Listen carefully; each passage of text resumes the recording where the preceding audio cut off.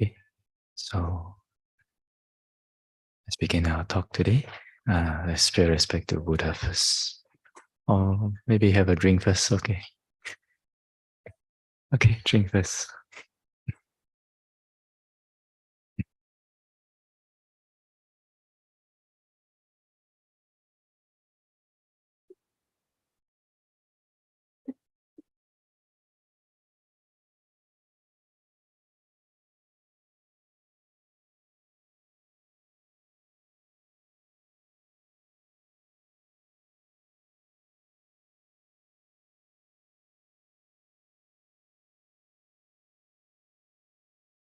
Okay, so let's pay respect to Buddha.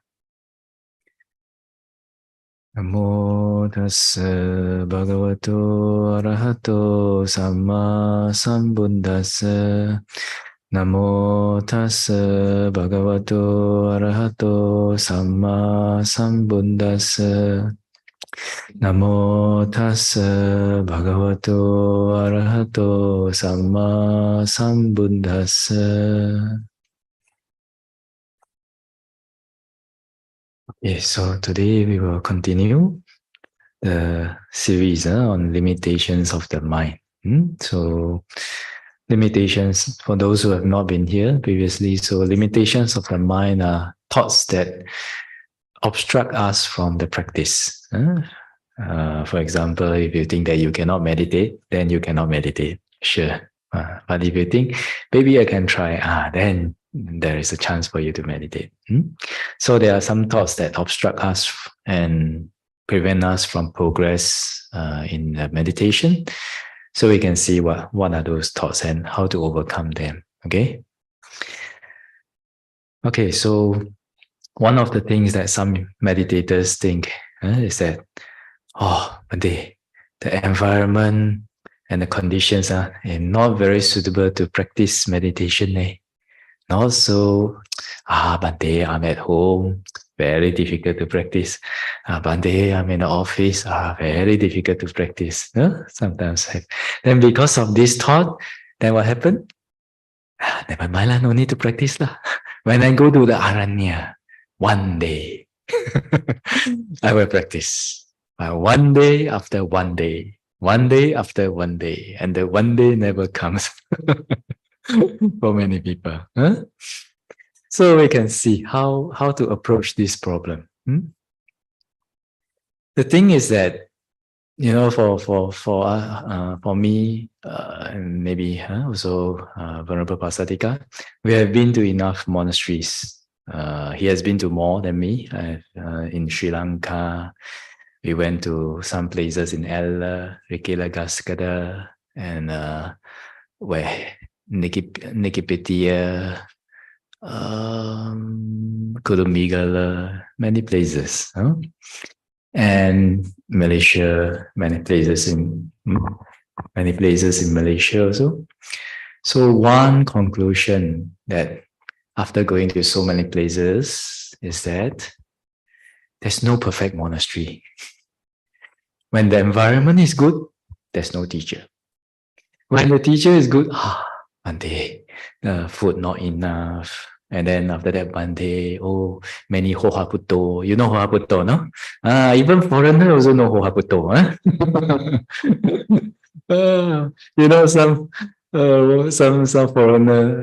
Some foreigner yogis in Sri Lanka, when they meet with the Hohaputo, and then they meditate under the Bodhi tree, and then next day the back, hey, I also come. Why?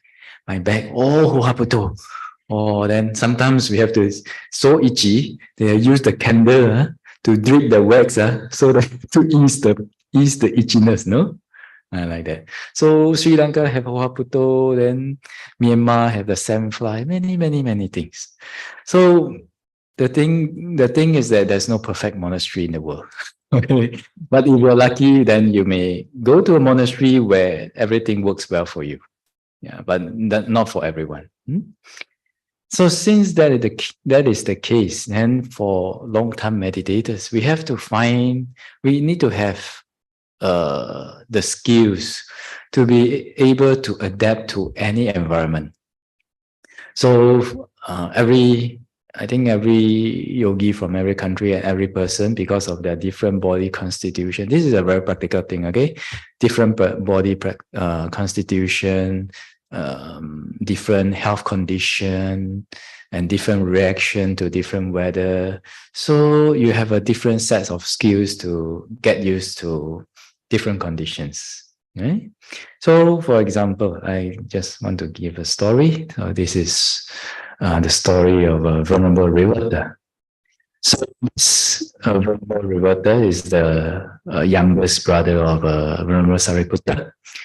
And then, being the youngest, and then the mother, the family, after seeing that, oh, Venerable Sariputta also become a bhikkhu, and other brothers and sisters also become bhikkhu. Oh, so only left this Revata, no? And they thought, cannot let him ordain. Very dangerous, to let him ordain. We must preserve our family line. So they want to arrange a marriage for him when he's very young. And then they arrange a marriage for him, and young boy doesn't know what he's doing, Then after that, they brought on the marriage day, they brought him to see the grandmother. Grandmother was 120 years old. So they asked him to pay respect to the grandmother. And then he asked them, they say that I will have a beautiful wife today. So my wife, after 120 years, will become like this? Then they say, don't talk like that. Don't talk like that. It is very fortunate to live 120 years old, Personally, I don't think so. But anyway, so he said, then he thought, now they say my wife is very young, very, very beautiful. But after that, 120 years old, my wife will become like that. Not beautiful. Then I think, cannot. Then he want to run away, So he make something like a trick. So he pretend that he's playing with his friends, and he ran away for a certain distance and come back, and you see, okay, nobody, they think I'm playing. Okay. Second time he ran further, and then after that come back again. And then, still see, okay, nobody see me, okay, I can run away already. So third time, and he just pretended that he's playing, and then he ran all the way. Okay, then he ran all the way, never coming back. Then he ran to a nearby monasteries, and then after that he requested to be ordained there. Then because he's just a kid, so the Theras, the Theras say, do you have your parents' permission? And then he say, no. But my brother is in the order, is in the Sangha. Who's your brother? My Venerable, they call him Venerable Sariputta. And then they say, this is the brother of our elder brother, no? So, okay, our elder brother has said, if any of his family members come, he give permission, no problem.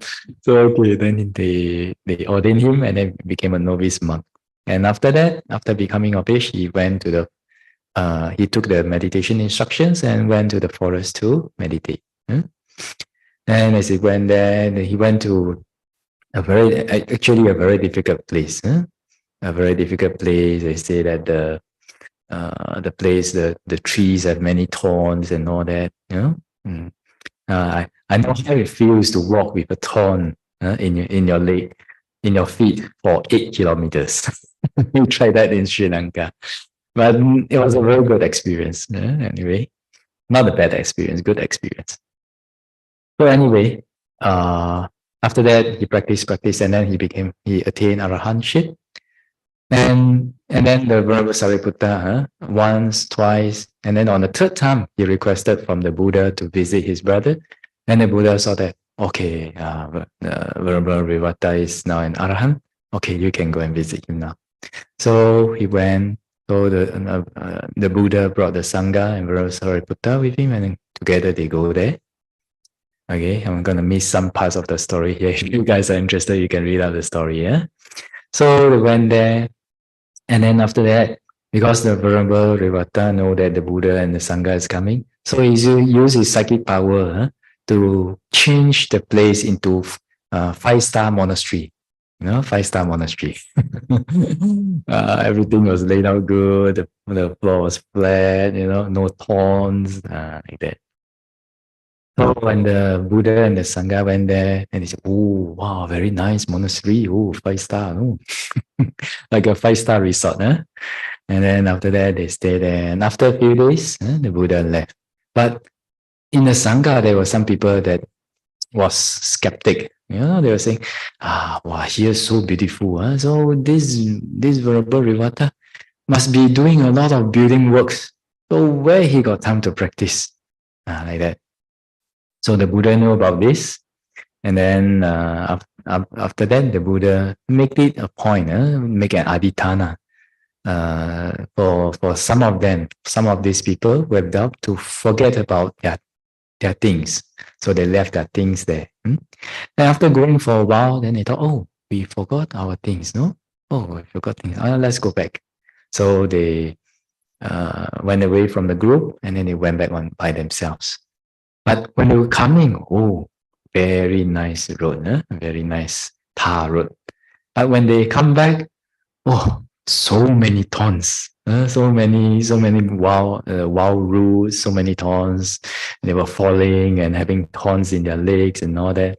And finally, they went to the place where they stayed, and they said, "Hey, is that your bag?" So the bags are hanging on the trees and all that, no? They, oh, yeah. And they saw that, then they knew that, this one is actually the Venerable Rivata stay in this very difficult place. Then our perception of him is wrong. And then they took their things and they went back, like that. And then ultimately they went back, and then I think it was Lady Visakha who asked them, "Oh, Bhante, how about your trip?" So she received 2 reports. One is, "Oh, very good, very nice, 5-star resort." Another one is, "Oh, very bad, very bad.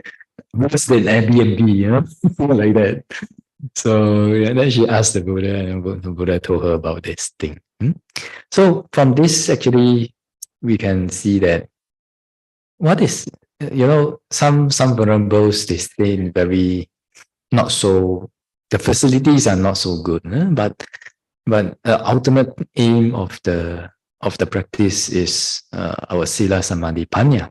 That's why the Buddha, how do you judge whether you go to a place and you want to know whether this place is good for you or not? You want to know whether this kuti is good for you or not. So how do you judge? Is it by your comfort level? Wow, yeah, very good to stay lah, or good weather lah, good food lah. It's actually not like that. The Buddha says in one of the sutta in Samyutta Nikaya, it says that the Buddha said that if a place, the 4 requisites, clothing, bhojana, food, and the building, your dwelling place and medicine, if it is very good, but your sila samadhi panya is not improving, you should go the next day. But if you go to a place where the facilities are not so good, but your sila samadhi panya is improving, then you should stay there. Like that. So when you go to a monastery, and you have many kutis, many places for you to, many caves, especially in Sri Lanka, you go to Kudumbigala or Nimalawa, I think only for males. I don't know whether female can stay there, but if you go to a place where there's many caves and many kutis, then how do you choose the kuti? If you are able to choose if you cannot choose, then don't force So I think it's in the Visuddhimagga Mahatika. I think it's in the Mahatika, or somewhere in the text that says that you go there and then you just sit there quietly and relax. No, don't even need to do any specific meditation. Just sit there quietly. Then if your mind comes down, you will be able to feel that your mind comes down and you feel at ease and happy and a lot of just simple joy coming out from your mind. Then that is the place where you can stay. Yeah? But if you go to a place where everything is very good, but your mind is restless and all that, then that may not be the place for you. I personally have this experience in one of the places in Kandy. When I was a novice monk, I went there. I went for a short trip, went to visit around. Then when I went to this place in Kandy, and then we went there in the evening, and it was a cave, cave Kuti. And I went there, I was like, whoa, you can just feel the mind just going down. I was like, wow, what like that? So magical, this place. Yeah, and then my friend who brought me there said, yeah, there are some places in Sri Lanka like that. So actually, Sri Lanka have a lot of very good places, actually. Yeah, that's why we go around and all that. So, so coming back, we cannot wait. Sometimes for the practice, the meditation, we cannot wait until everything is perfect. Some people think to wait until everything is perfect before they want to practice. No, not like that. You have to perfect your mind in imperfect situations. Then that is the way that we practice, because you cannot expect your surroundings to be always perfect. You cannot always expect you cannot expect always the monastery to have heaters or ACs, you know. If you go to my monastery in Nepal, in the Himalayas, outside -2, inside maybe -1. So the only facility that you have there is 2 words. 4 words. Get used to it. Get used to it. So learn to get used to it. And different people, because of different health constitution, we have different skill sets. For example, for the Chinese, their body constitution is because there's a traditional Chinese medicine, so and it works for their body. So some of the vulnerables, they have to learn a bit of this traditional Chinese medicine, so that when they go to the forest, at least if they die, they don't die so badly, you know, don't die so painfully. At least when you're having asthma, take a needle and do acupuncture. At least it's not so uncomfortable. I think the Sri Lankan Ayurvedic also has acupuncture also. Yeah, like that. Yeah. So, and also different food, different food and different food. We also have to get used to different food. And if the food is not, let's say like because we encounter some yogis, if you go to different countries, then their body cannot absorb the nutrient. They can eat the food is okay for the tongue, but their stomach cannot take it. Then they start to become weak. And then they start to be, even though they can still climb the mountains, but gradually their body become weak. And then sometimes they have anemia, but they don't know it, but they have anemia. And then sometimes because of malnourishment, then it affects their nervous system, and then some of them, they start to have anxiety for no reason, anxiety and worry, and then they start to think, I'm going crazy because I'm coming to meditate. No, not like that. Sometimes because of malnourishment and the inability to absorb nutrients. So for this kind of cases, they have to know what kind of food is suitable for you, and then if there's suitable food, how much to take. All these are necessary skills that we need during our practice. But of course, if you are the type that has very strong kamaja tejo, that means your digestive fire is very strong. That's why Buddha say in the suttas, no? the bhikkhu has a digestion that is neither too hot nor too cold, but suitable for striving. And sometimes if you never been through this, you think, what a digestion. I just want to practice meditation. Meditation is about mind, not about body. But actually, not like that. The body also affects your mind, because we've seen so many cases, and myself being one of the cases before, when they don't get suitable food, then the body becomes weak, and when the body becomes weak, sometimes a lot of things happen. For example, and let me give you one causal relation. Okay, when the body becomes weak, and then they become a little bit anemic. So when they become a little bit anemic, they cannot do heavy chores. They cannot lift so much like they before. They cannot carry heavy things. They cannot do chopping wood so much like before. If they do a lot, then they become tired. And so they're easily tired. And when they are easily tired, and then when they go and practice, especially if they are beginners, when they practice, then sometimes the concentration, their mind is not so clear, because lack of red blood cell means what? Lack of oxygen in the blood, right? Lack of oxygen because you have less blood, and because of less blood, you have less blood going to the brain, so you feel tired and giddy more easily, especially after a big meal, after you take lunch. If you take a very heavy lunch, you can sleep for 2 hours.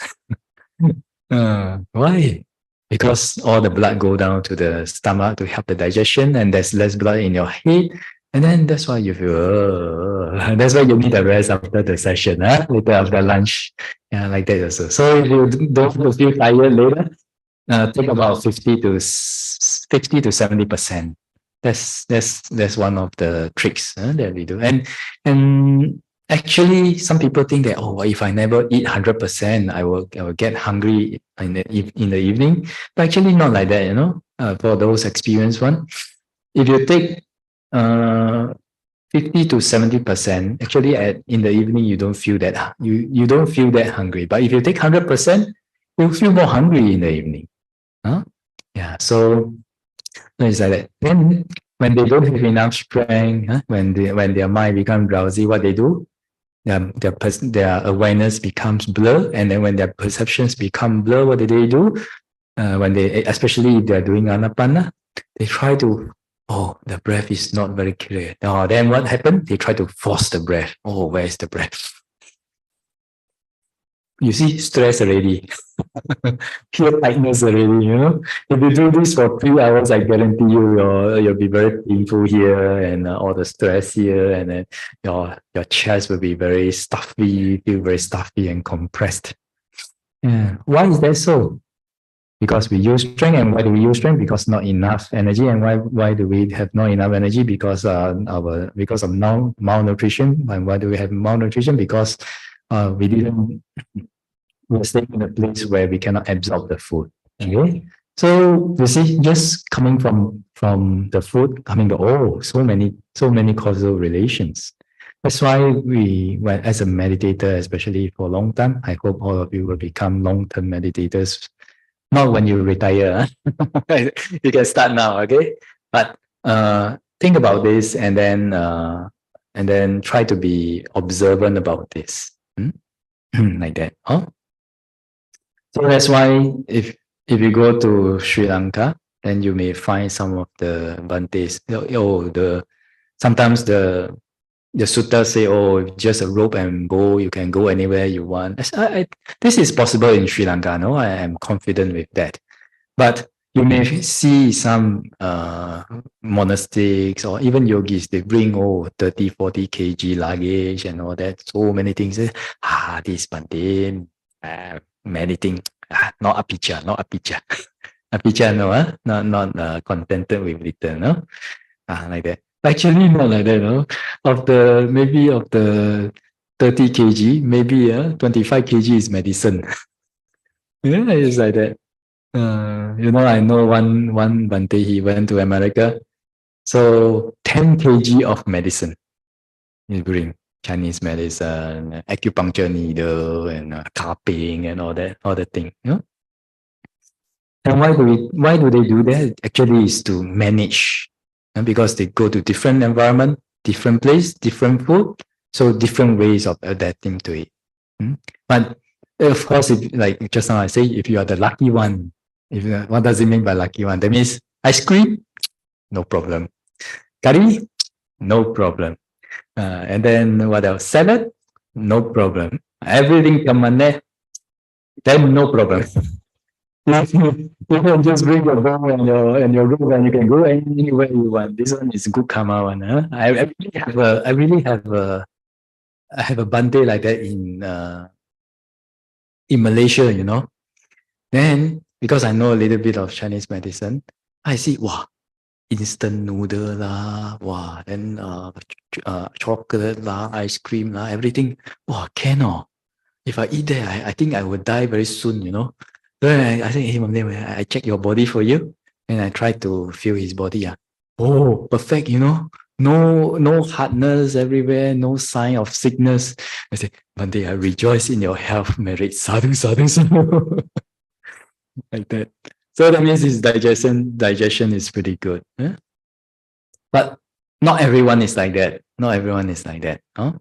So that coming back to our topic, no, we cannot wait for our environment and condition to become perfect before we continue our practice. We have to, if it is not perfect, we have to get used to it, and try to live and try to learn new ways to adapt to this kind of environments. Even ways of working also different, no? Working styles, different cultures. Some places, some countries, you go to the monastery, 5 o'clock is 5 o'clock. But some places, they say, 5 o'clock. After 3 days, 5 o'clock become 5:30. After 1 month, 5:30 become non-existent. We just do that thing. So different places, different culture, we also have to get used to different culture. But as we do this, are we improving in our meditation? Actually, yes, you know. In the Anguttara Nikaya, the chapters of 4, Chattuka Nipata, and Sutta number 26, is called the Deceiver Sutta. So here the Buddha says, because there are those bhikkhus who are deceivers, or who are stubborn, who are talkers. We'll talk more about that later. Imposters, arrogant and unconcentrated. These are not bhikkhus of mind. So that means like they're not really true disciples of the Buddha. They're not really following Buddha's teachings. And the Buddha say, they have strayed away from this Dhamma Vinaya, and they will not achieve growth, progress, and maturity in this Dhamma Vinaya. But there are bhikkhus who are honest, sincere, steady, steadfast, compliant. We'll talk more about compliant later, and well concentrated. These are bhikkhus of mind, and they definitely they will achieve growth, progress, and maturity in this Dhamma Vinaya. So, if let's say the environment is really very noisy, like you have two, maybe 1 to 5-year-old kid. I think 1 to 5-year-old is the running here, running there, climbing here, climbing there, falling here, falling there. Then what happened after falling? Crying here, crying there, like that. So I think maybe some of us, we have already have a family. We cannot choose our environment, right? So is it like when it's like that? Is it like that we cannot practice already? Actually, no lah. You can go and get a earplug. Just plug in, can already. And for some, they meditate in the morning. Also find a time where you will not be disturbed, like that. But really, if you really have no time to meditate, then at least we can do the preliminaries for meditation. And what are the preliminaries for meditation? Training our mind, developing our character to be in accordance with Dhamma. So of the Dasa Kusala Pata, 10 wholesome, 10 paths of wholesomeness, wholesomeness. Then the last one is changing our mind to be always in accordance with Dhamma. So when you cannot meditate, that is the practice that we have to do. And also that means also changing our character to be in accordance with Dhamma. If you're easily angry person, so change to be less easily angry. If you're easily attachment person, train to be easily less attachment, train to easily let go. And these are all these mental patterns. And if you want to talk about modern context, emotional managements are very crucial to our practice when we have a time to sit down, to sit in a more intensive meditation regime later. Okay, so it's better to do now rather than when you go to the meditation because of habitually anger. So when you cannot know your in and out breath, I'm very angry. Why I cannot know my in and out breath? Then your meditation cannot progress. Or sometimes if you have very strong attachment, easily attached to son lah, daughter lah, views lah, opinion lah, car lah, property lah, your bank account number lah. We are easily attached to all these things. Then when you pay attention to the in and out breath, cannot go. Wow, go already. Wow, the in and out breath disappear already. Come back.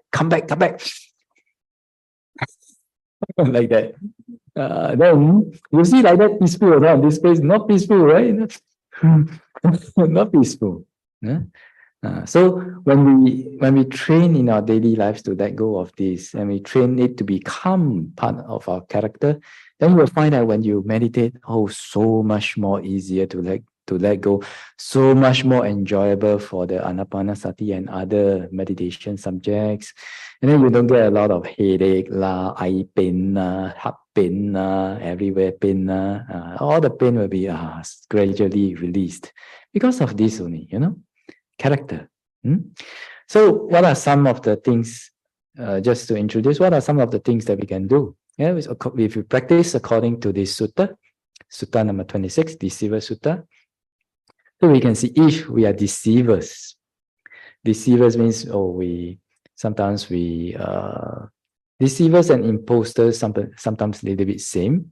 So deceivers are like if you are not what you are, like if you say, I'm a very kind person, you behave like you're very kind, but in fact, you are trying to harm that person or trying to do that. Then this kind of thing, outside is one, inside is one.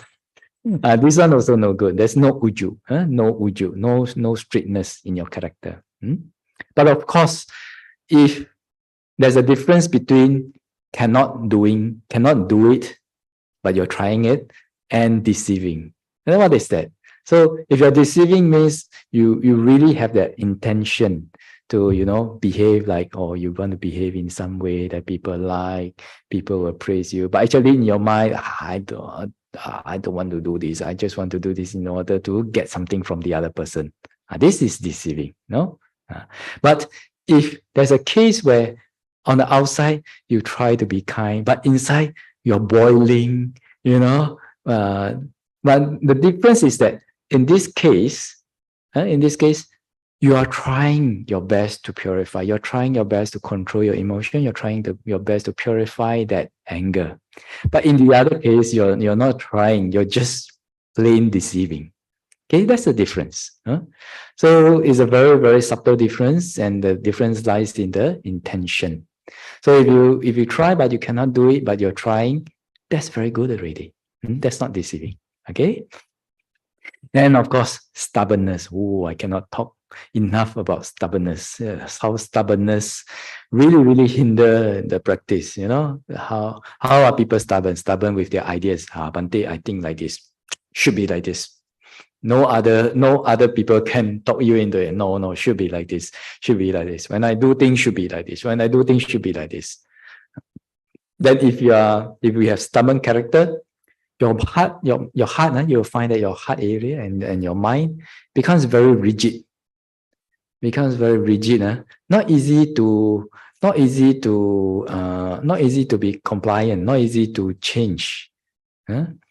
I take an example. If you have a very old car, okay, your car and the steering wheel, then when you want to steer to the left, when you want to steer to the right, cannot. I'm stubborn. No, this is right. So if your mind, if you experience, you can know for yourself. If your mind have this kind of difficult, I think it's like this, should be like this. No, this is the right way to Epping, like that. No other way. Then when you do like this, when you pay attention to the breath, what happens? The breath should be clear. Wow, finish. if you have one idea only, the breath should be clear. Then your heart very straight. Why not clear? This breath, this anapana, very bad meditation subject. Then after that, sometimes you get angry with the breath. Sometimes you get angry with yourself. Sometimes you get angry with the teacher. This teacher don't know how to teach lah. Like that, many problems. You see, come back just because of one thing: stubbornness. No, so if you find that you have this very rigid mind, then try to be aware of that and try to change. Try to allow discussion. Try to allow benefit of doubt. Okay, maybe he's saying, maybe he or she is like that. Let me try to at least try. At least try to listen and try to have an open mind to other people's ideas and suggestions. Then try it out. If you never try it out, you will never know, right? Like that. So stubborn character is in this way it hinders the meditation. And then talkers, people who do the always have a habit of sampapalapa. Sampapalapa, sampapalapa, talk about rubbish talk about things they are not concerned about, dhamma and liberation, all this. So if you're habitually like this, how does it affect the meditation? You see, when we talk about these things, according to Abhidhamma, unwholesome mind will always have what? Restlessness. Restlessness means the mind cannot settle down on one subject, cannot be contented with one object. One want to run here and there, like your 3-year-old kid. Mommy. Then after 2 minutes, mommy. Like that. So when we indulge in this kind of speech, definitely we increase more restlessness in the mind. When we increase more restlessness in the mind, then definitely your mind cannot settle down. And you can meditate, but when you meditate, you feel that as your mind is coming down, and then you feel, just a how to say description.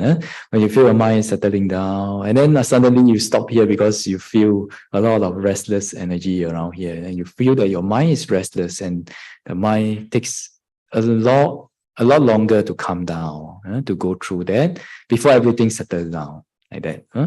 So talkers, sampapalapa, like to gossip, like to sampapalapa, all these things, they will cause restlessness. And then it affects the meditation. So imposters a little bit same like deceivers. And arrogant, I also cannot say enough about arrogant, how arrogance affect the meditation. Basically, arrogance means you are right. You cannot be wrong, even though you are wrong, but you cannot be wrong, and all the ego and all that. And because of ego, then when this kind of character happens, then they will not listen to their teacher. I take an analogy. I don't know whether is it the same for Sri Lankan Ayurvedic doctors, but when we go to see Chinese doctors, then they take your pause, no? Take your pause. Some are here, like that. And they say, okay, you try this medicine. But for some people, they also know a little bit about Chinese medicine. So when they see the prescription, many herbs, right? You see, this doctor don't know one. This one cannot. This one cannot. This one cannot. This one cannot. Then when they go and get the medicine, okay, they tell the people not to put these things inside, and then they drink. And after they drink, they come back. Doctor, your medicine not so good. How to be good? So there are some meditators. Okay, be careful about this. Some meditators listen to so many Dhamma talks.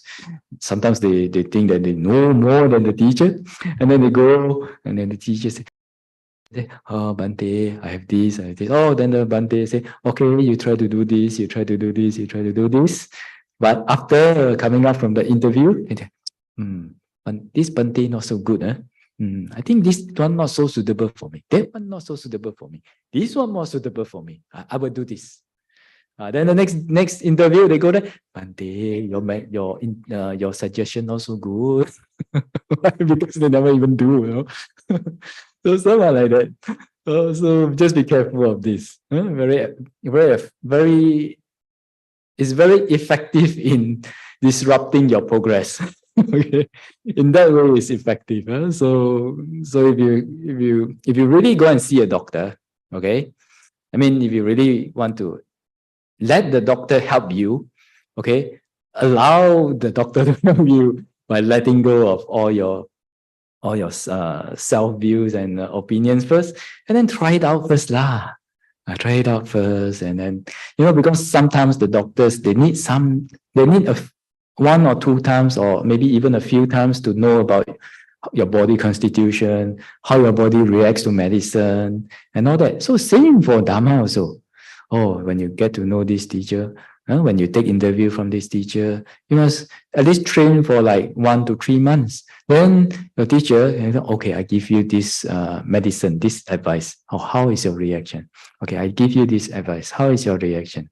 I give you, then we will know. For example, I say, okay, now you're not, for some meditators, they're not exercising enough. So, okay, you go and do walking meditation every day, at least 2 hours.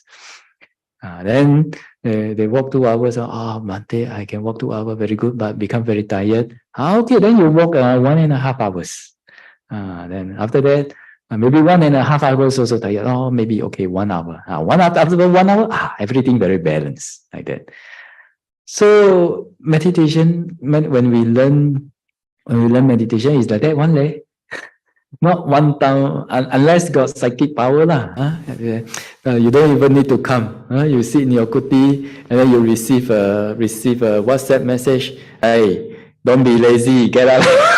Okay. My teacher know I'm sleeping. Okay, maybe you know my mind. Okay. If you have this kind of teacher, okay lah. But if you don't have this kind of teacher, so usually we work by the principles. Work by the principles. You say, okay, we're testing, give you this medicine. Okay, like that. Then we reduce or we increase. Like that one ma. Yeah. So, and unconcentrated means no samadhi lah, basically. But you see, Buddha say because they are honest. Because they are honest means like a white paper, like a something white, white cloth. Whatever that we present to the teacher, and then say, teacher, these are my faults, these are my flaws in my character, these are my deformants. Please help me. Like that.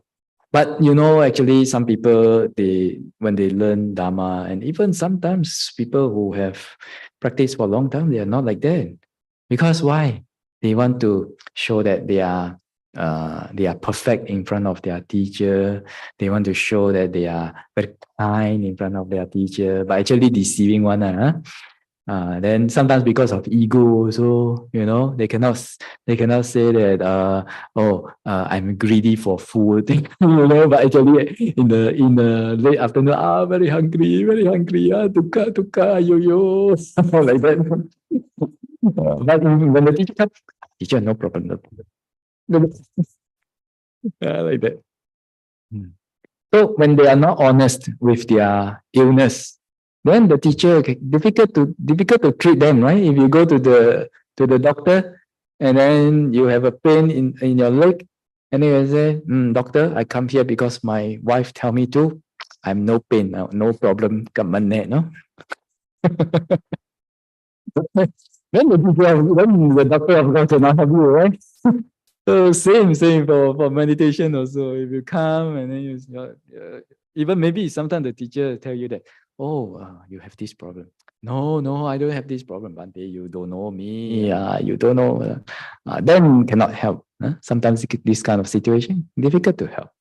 So honesty very, very important to show ourselves as who we are. Not to indulge, of course, if you're angry, and not to say that I am honest. But hey, I'm honest. I'm very angry with you. Why you say like that? Not like that. when you're honest means we try to purify as we can. We try to be as kind, as good, as gentle as we can. But if we cannot do it, we can be honest and say, "Oh, Bhante, I'm very angry. I try to control myself, but I cannot. So, can you please help me?" Like that, not to indulge. I'm angry. Why I'm angry? You should do according to my way. Not like that. Different. One is indulging in your defilement. One is being honest. Okay. Then of course sincerity. The most sincerity that we can do is, of course, to give up our life to the practice, to the practice of Dhamma, to the practice of meditation. So just like in the Visuddhimagga, last time I said before, before taking up meditation subject, then after taking that subject from a noble friend, then they have the Visuddhimagga suggests to give up your life to the practice, give up your life to the Buddha, Dhamma, Sangha, give up your life to your teacher. So that means even giving up your life just to follow the instructions of the teacher, like that. Not blind faith, but definitely the instructions has to be in accordance with Dhamma. So why is this so? So Visuddhimagga say if you go to maybe some forest, especially in the forest or some place, or maybe if you go to some place where they invite, sometimes in some places, when you go there as a monk, there's no group, and sometimes there's only a few devotees. Then some of the devotees say, Bhante, can I invite you to go? This place very good. They go, but when they go, then they tell you, Bhante, this place sometimes people say have ghosts. So you can you try to stay here for 1 or 2 days? So free service, free parita chanting. to drive away the peta. Some people are like that, so some places. But when we go to those places, and then maybe there may really be disturbance of unseen beings. But so the Visuddhimagga says, if you have given up your life to the practice, to the Dhamma, then when for somebody who has not given up their life, when they go to the forest and then when they encounter these kind of things, then they're very scared, run away, like that. But if those who have given up their life, and if that place is suitable for meditation, then they will be there and they say, you already given up your life already. Okay lah. If really there's last time some karma between me and this person or this being, maybe an animal or maybe unseen being, okay lah, just die lah, like that. So in Thai tradition, sometimes they go to very deep forests, and then if you don't have this, die lah, this attitude, very not so easy to stay in the forest. Really, as even in Sri Lanka also, even in Sri Lanka. Like one of my friends who likes to go for Charika, who likes to go wandering around, go to different caves, different places for meditation. He told me, of course, this is not in the Buddha's text, but according to experience, he told me, he said, according to experience, those who do not have first jhana, if it's not so advisable for them to go to the forest alone to practice. But I think this is subjective. But you can see that if we go to the forest, we must be mentally prepared. So this later I'll come back to end with another story. Yeah. Then compliancy. Compliancy means, okay, the teacher say this, or okay, we give the benefit of that, and then we try to follow. The environment is like this, okay, never mind, we try to get used to it. To get used to it, to listen to advice and try to follow the advice, our mind has to be very compliant. Compliant is like, let me see. Like little bit like jelly or like water. You put the jelly into a container with some shape, maybe a square shape. The jelly becomes square shape, no? Prepare the jelly, you put into a star-shaped container, the jelly becomes star-shaped. No? So our mind have to be like that. No? Our mind have to be like that. So how to train our mind to be like that? Basically, one strategy is learn to be at peace with all experience. How to be at peace with all experience? Like everything is chaotic. Oh, the children, one is here, and one is flying here, one is flying there. how can you be at peace with this, man? But actually, how we learn to be at peace with things is we try to remind ourselves to take things as they really are. So how is this? How does it work? When we practice meditation, when we practice Anapanasati, very important to know the breath as it really is. If you know the breath, you know the breath. If you don't know the breath, also no problem. If the breath is 10% clear, you just know, oh, breath is 10% clear. If the breath is 20% clear, you know 20% clear. If the breath doesn't appear, you just know doesn't appear. Say, very easy to do, but actually, for some people, not easy, no? For some people who are control freaks, or fault finding, or perfectionists, very difficult. Why? Yeah, later the breath when your concentration become better, the breath becomes subtle, become not so easy, become more soft and more gentle. Hey, cannot see the breath already. Then what they do, their mind, because of that character, automatically.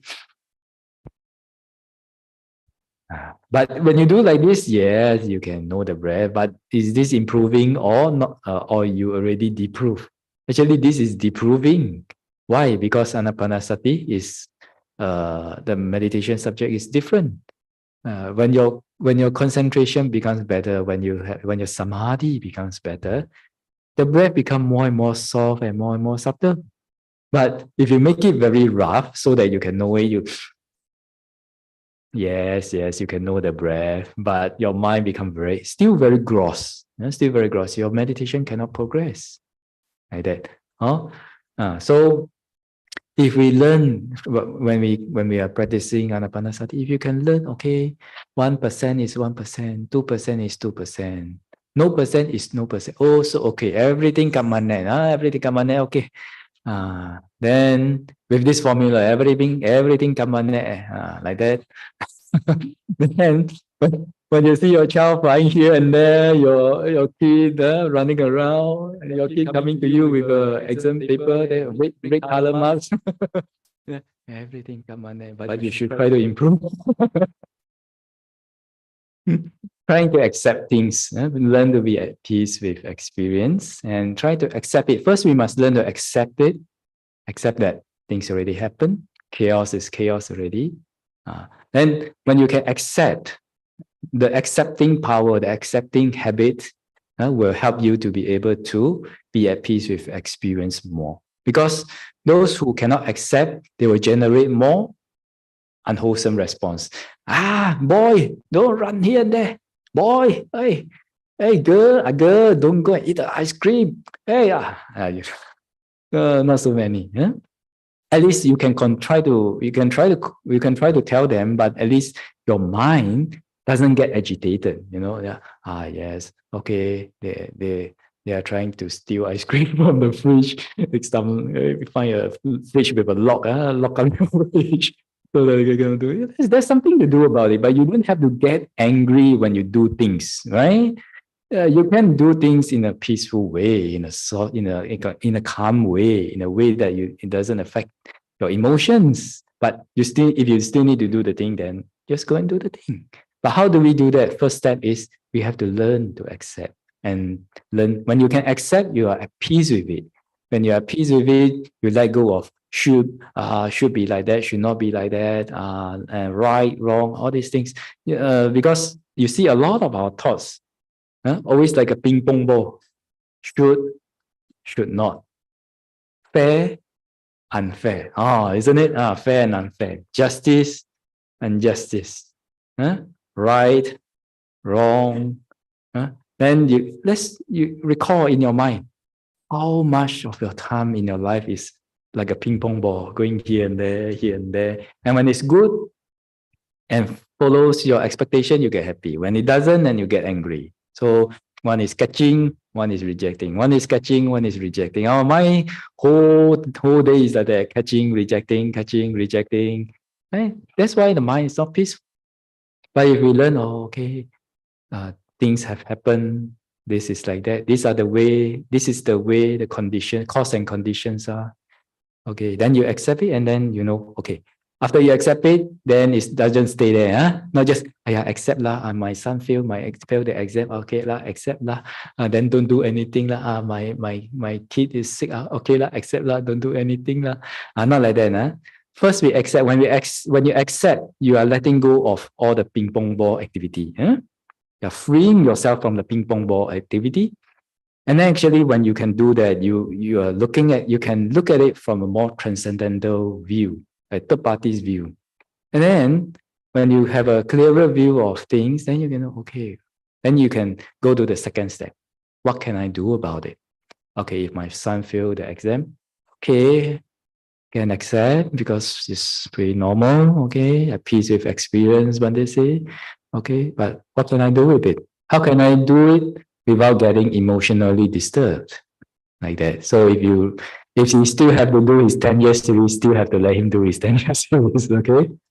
Like that. Then coming back in daily life, we cultivate this kind of a practice, accepting, and then after that, asking ourselves what can be done about it. So we become more solution-minded instead of problem-minded. We don't get too much involved too indulged or too lost in the problem, but we also ask ourselves, what is the way out of this? What are the causes to get out of this problem? Or what are the causes for my son, my daughter to get out of this problem? Like that. So we become more solution-minded. But when we practice like this, then when you go to the Anapanasati, or when you go to the meditation, whatever subject, then okay, it's not so clear. Okay, you find that you're easy to accept. Never mind, this is also normal, okay lah. When it's okay like that, then your mind doesn't want. Your mind doesn't go and catch lah. Your mind doesn't want to. Don't want to make the breath gross lah. Your mind doesn't want. No need to do anything actually. If you practice meditation, especially for samatha meditation, the more you do, the more you are away from samatha, because samatha is basically just stillness, just like that only. But this is experience, so hope all of you can go and experience that. So in order to do that, when we can develop this kind of causes, then our mind become more compliant. Everything okay, be at peace with experience. Okay, I accept it first. This is the way it is, cause and conditions. Okay, what can I do about it? Okay, this is the way it is. Okay, what can I do about it? And then you'll find that your mind becomes more flexible, like Bruce Lee said. When you put water into a cup, it becomes a cup. Like that. Okay, so these are the things that we can do when your environment is really, really not favorable, maybe not so favorable for meditation, but you can develop these qualities. These qualities. Of course, there's so many qualities in the Dhamma that we can cultivate. So, and actually, when we cultivate these, we cultivate a lot of happiness in our daily lives. And also, when you cultivate happiness in your daily life, you cultivate happiness in your practice, like that. Huh? So, if your environment and conditions are not favorable for practice, don't wait. You can practice even now by developing qualities and then also learning to be compliant, to be able to adapt to all the environments in whatever way we can, whether it's the weather or the food or the mind or the people around you, get used to it and we learn how to work around it. And then when you can do this, actually everywhere is a place that's suitable for your practice. Okay? Okay, so that's the sharing for today. Wish all of you well, peaceful and happy. And let's have a short sharing merits. Okay. Etavata chamehi sampadang punya sampadang sabe deva numodantu sabba sampati sindhya. Etavata chamehi sampadang punya sampadang sabe buddha numodantu sabba sampati sindhya. Etavata chamehi sampadang punya sampadang sabe sata numodantu sabba sampati sindhya. Idame nyati nam hotu sukita hontunya tayo. Idame nyati nam hotu sukita hontunya tayo. Idame nyati nam hotu sukita hontunya tayo. Idame punyang asawakya vahang hotu sambaduka pamujyatu. Sadhu, sadhu, sadhu.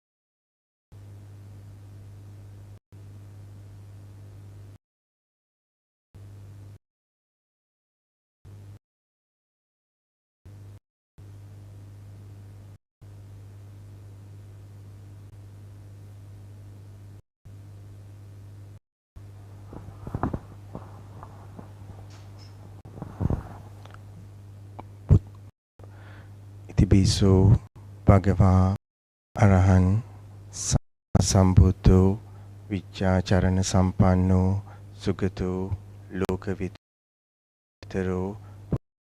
Sarati Satta Devamanutsanang Buddho Bhagavati Itipiso Bhagava Arahan Samma Sambuddho Vichacharana Sampanno Sugato Lokavitu Anuttaro Purusadhamma Sati Satta Deva Manussanang Buddho Bhagavati Tibiso Bhagava Arhan Samma Sambuddho Vichacharana Sampanno Lokavitu Anuttaro Purusadhamma Sati Satta Deva Manussanang Buddho Bhagavati Itipiso Bhagava Arahan Samma Sambuddho Vichacharana Sampanno Sugato Lokavidu Anuttaro Purusadhamma Deva Manussanang Buddho Bhagavati Itipi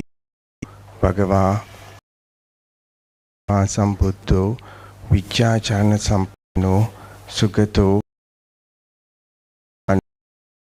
Purusadhamma Sarati Sattha Deva Sat.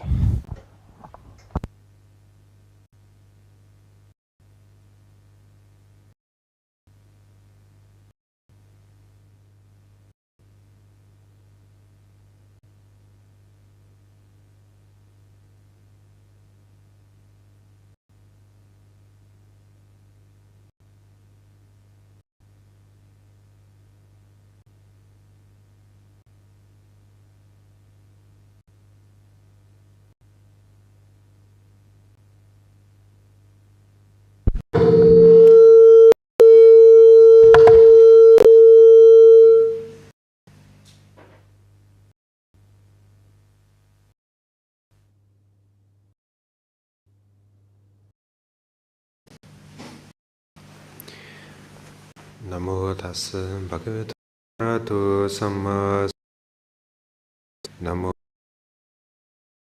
arahato samma sambuddhassa Namo tassa bhagavato arahato samma sambuddhassa. So we do the Buddha Puja. Let's for a few minutes on what we're doing here today with this puja.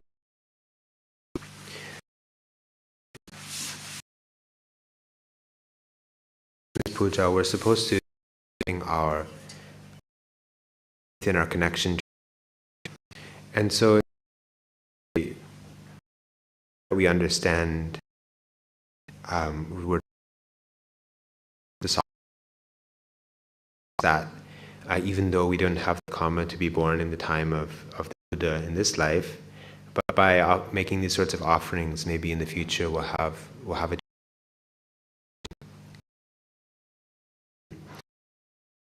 time and the Dhamma at that time.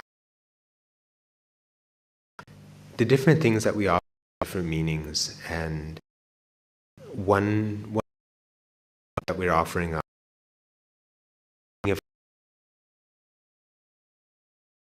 people who to get certain kinds of aspirations, the hope that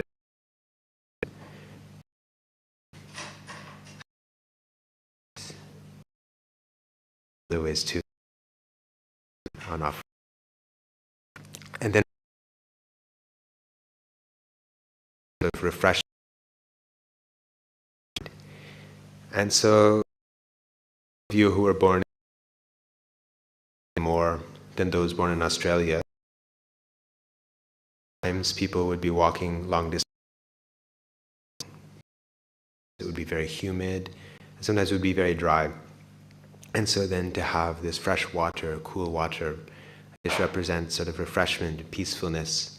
And so in the monks' rules, there are a lot of explanations about, there are a lot of requirements about water, providing for washing and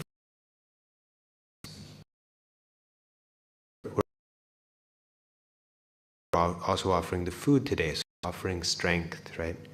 So we're offering health and strength to the Buddha.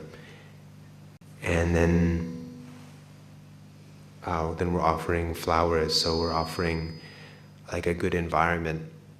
They talk about the Buddha's kuti as the Gandha kuti, the kuti that has a fragrant smell. So you can say it has the two kinds, the smell of sila, and then the smell of, then also like a nice smell. So we can say the flowers can represent sila.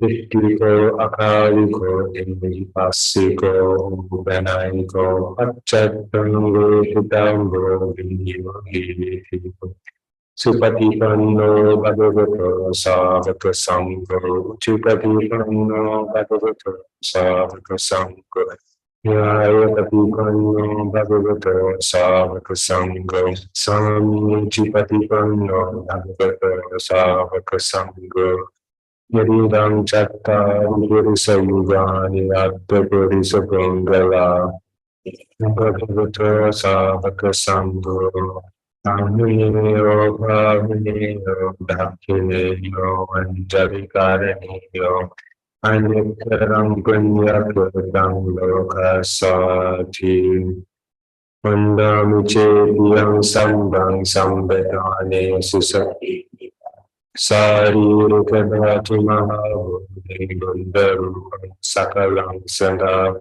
Yassa mureni sinova sambhari vajayam naka Pato sambanyutang satta vandedam bodhipadakam Hinayete mahabodhi lodhanadena pujita Namasani Bodhirajanamattute Patamang Bodhipalankang Dutiyancha Animisang Tatiyang Chamkamanang Settang Chatuttang Ratanagaram Panchamang Ajapalancha Muchalindena Chattamang Sattamang Rajayatanang Vande Tang Munisevitang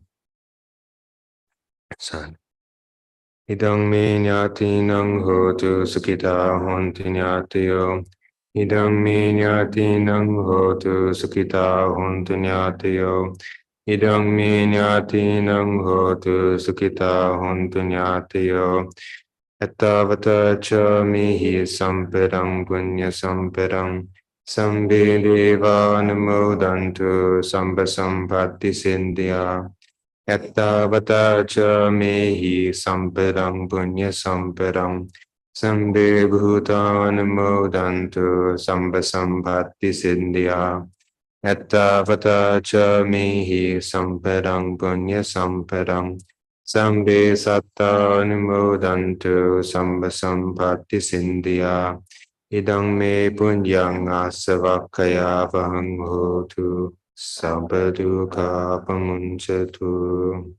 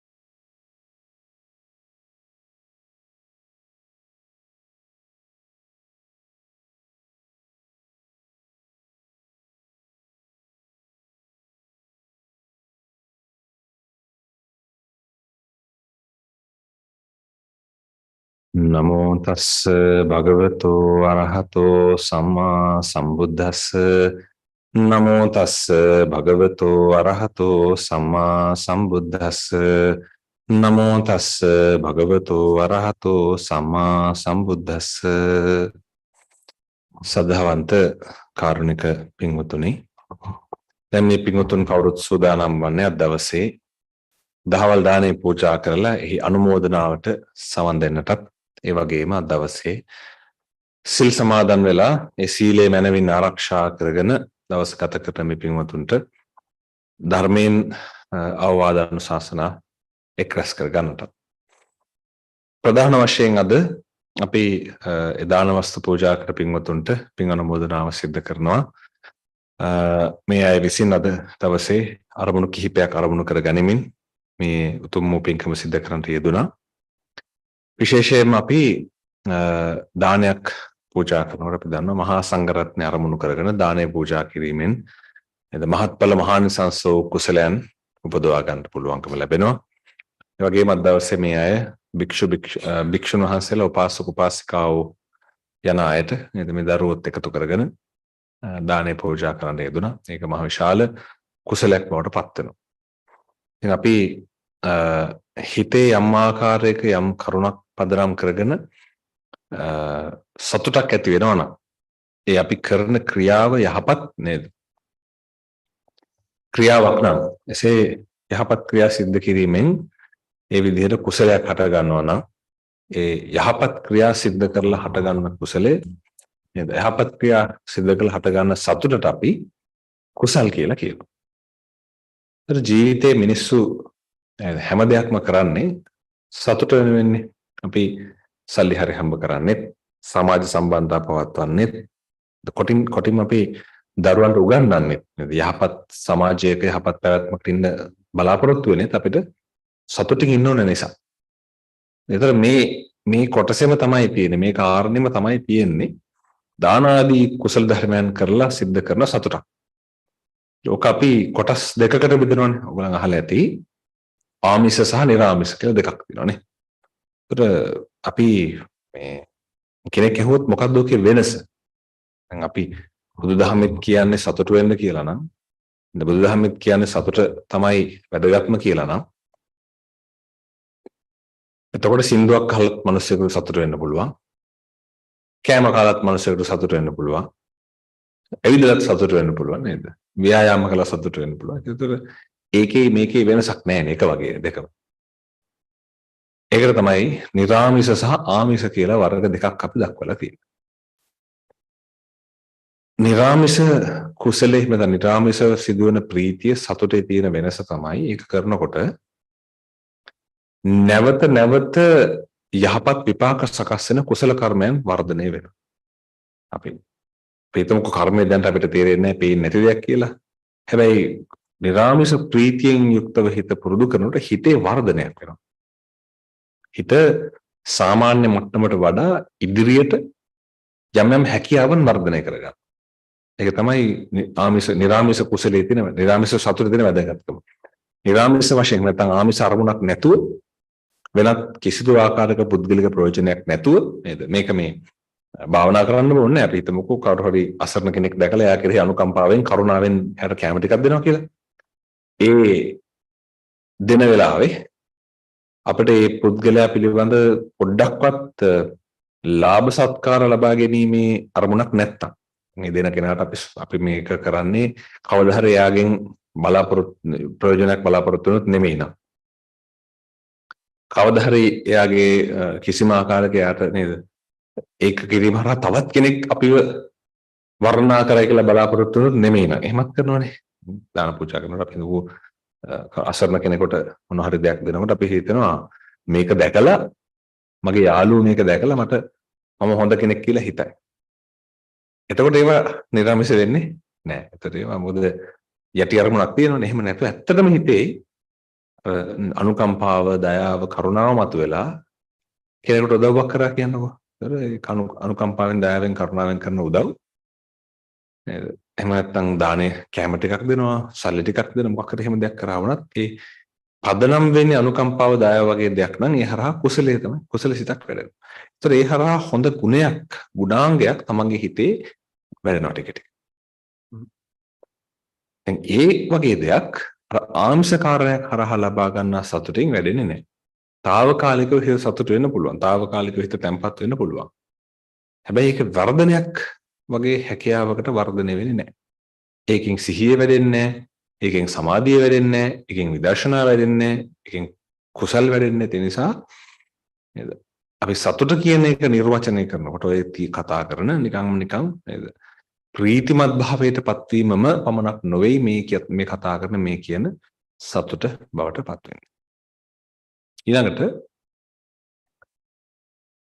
අපි ආමිෂ නිරාමිෂ කොටස් දෙකකින් ආමිෂ කියන කොටස අපි පොඩ්ඩකට තියලා මොකද නිරාමිෂ කියන කැලේ බුදුදහම වැඩිපුර මගේ කරන කොටස නිරාමිෂ සුඛය ගැන කතා කරොත් හැබැයි එහෙම කියලා මතක තියාගන්න බුදුරන් වහන්සේ ආමිෂ සුඛේ එපා කියලා එහෙම නැහැ. එහෙමත් සමහර හිතන් ඉන්නවනේ.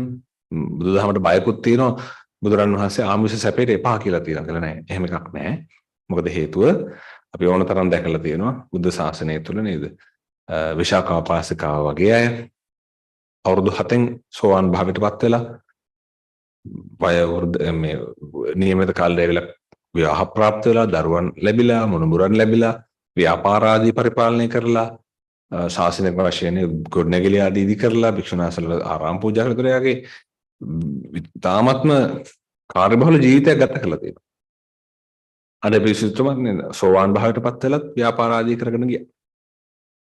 ඒකට ඒ වගේ ධර්ම අවබෝධය කරපු අයටත් ඒ වගේ ධර්මාලංගේ වැඩ කටයුතු කරගෙන සමාජයේ කටයුතු කරන් ගියා නම් රජවරු නේද? එහෙම රාජ්‍ය පාලනය බිම්බිසාරතුමා රාජ්‍ය පාලනය කරන් ගියා.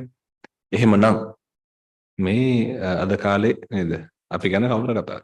අපිට ඒ වගේ මහා සිටුරුන් රජුන්ට තරම් වැඩ නැහැ. ඒ නිසා ආමිෂ සුවේ බුදුරන් වහන්සේ එපා කියලා නැහැ. කියලා තියෙන්නේ නිස්සාරය කියලා. ප්‍රයෝජනයක් නැති වේ. උදාහරණයකට අපි හොඳටම දන්නවා නේද? බහුතරයක් දෙමව්පියෝ දරුවෝ නේද? වීඩියෝ ගේම් ගහනවට කැමති නැහැ. පැයක් දෙකක් දෙනවනේ හැබැයි. නේද? පැයක් විතර දෙනවා සමහරවිට දෙකක් විතර ගහන්න කියලා නේ. එතකොට අපි දන්නවා ඒකෙන් ඒගොල්ලන්ට ලොකු ප්‍රයෝජනයක් නැහැ කියලා. හැබැයි අපි ඒගොල්ලන්ට ඒක කමක් නැහැ. ඉතින් මොකද හේතුව අපි සමබර අපි දන්නවා මනසේ සමබරතාවය පවත්වන්න ඒගොල්ලන්ට ඒගොල්ලන්ගේ සමාජ සම්බන්ධතාව පවත්වාගෙන යන්න ඕනේ. ඒගොල්ලන්ගේ වයස ළමයි කතා වෙන්නේ වගේ දේවල්. ඒතර ඒ සමාන දේවල් ඒව නැත්නම් ළමයි කොන් වෙන්න පුළුවන්. ඒ නිසා ඇත්තටම ඒක සමාජීය වශයෙන් අපි අගය කරන ප්‍රශ්නයක් නෑ අපි ඒකට. අපි ඒකට යම් තැනක් දෙනවා. ඒක වැරදි නෑ. හැබැයි අපි දන්නවා මේකේ ලොකු අර්ථයක් සිතක් සැලසෙන්නේ නෑ කියලා. ඒ වගේ නේද අපිට සමාජ සම්බන්ධතාව පවත්වන්න යන්න. හැබැයි ආමිෂය සැපේ විඳි යුතුයි කියලා කියන්නේ ඒ දෙක. ආමිෂය සැප විඳලා කමක් නැහැ කියන එකයි ආමිෂය විඳි යුතුයි කියන එකයි දෙකක්. බුදුදහම කියන්නේ ආමිෂය විඳින්න ගිහිල්ලා යන්න ආමිෂය හොයාගෙන එහෙම කියන්නේ. එහෙම ඕන නම් ප්‍රශ්නයක් නෑ. කමක් නැහැ. ඒක දෙක ලොකු පරස්පර කරුණු දෙකක්. ඒකට බුදුරජාණන් දේශනා කරලා තියෙන්නේ කාට හරි කැමති විදිහට තමන්ගේ ආමිෂ දාන ආදී දීලා ඒ කුසල් කරලා කුසල මූලයක ජීවිතය ගත කර ප්‍රශ්නයක් නැහැ. ගාථාවක තියෙන සක්‍ර දේවීන්ද්‍රය උදේ නැගිටලා නේද වන්දනා කරනවා හතර පැත්තට. ගාථාවකුත් කියන මොකද්ද? නෑ වන්දනා කරනකොට අහනවා මාතලි කාටද වඳින්නේ? යේ ගහට්ටා පුඤ්ඤතරා සීලවන්තා උපාසක ධම්මේන දාරම් පෝසෙන්ති තන්නමසන්ති මාතලි. මාතලි මම මේ වඳින්නේ යම් ඌ ගිහි කෙනෙක් ඉන්නවද මේ පුණ්‍යවන්ත වූ ධාර්මිකව තමන්ගේ ධර්මමුණුබුරන් පෝෂණය කරන සීලවන්ත නේද උපාසක භාවයේ පිහිටලා ඉන්න තන්නමසන්ති මාතලි. එයාට තමයි මම වන්දනා කරන්නේ. විශ්වනාථට නෙමෙයි. සක්‍ර දෙවියන්ට පවා ධාර්මිකව ජීවිතය ගත කරන ගිහි අයට පවා ගරු කරනවා කියලා එකෙන් පැහැදිලි වෙනවා. එතකොට ඒක බොහොම හොඳ පැහැදිලි ඒ වගේම හරි බොහොම මේ විවෘත උදාහරණයක්. තාමත්ම විවෘත ලස්සන උදාහරණයක් බුදුරණන් වහන්සේ විග්‍රහ කළ දෙන්නේ. එතකොට එනිසා ආමිෂ ජීවිතයක් කෙනෙකුට ආමිෂයේ පදනම් කරගත්ත ජීවිතයක් තිබ්බා කියලා එක ප්‍රශ්නයක් නෙවෙයි. ඒක යම් මට්ටමකට අපිට අවශ්‍ය වෙන්න පුළුවන්. හැබැයි බුදුදහමේ අරමුණ ජීවිතයේ ආමිෂ කොටස් දිනු කරන් යන එක නෙවෙයි. මේකේ තියෙන ගුණාංග භාවිතා කරලා ජීවිතයේ ආමිෂ කොටස් දිනු කරාට ප්‍රශ්නකුත් නැහැ.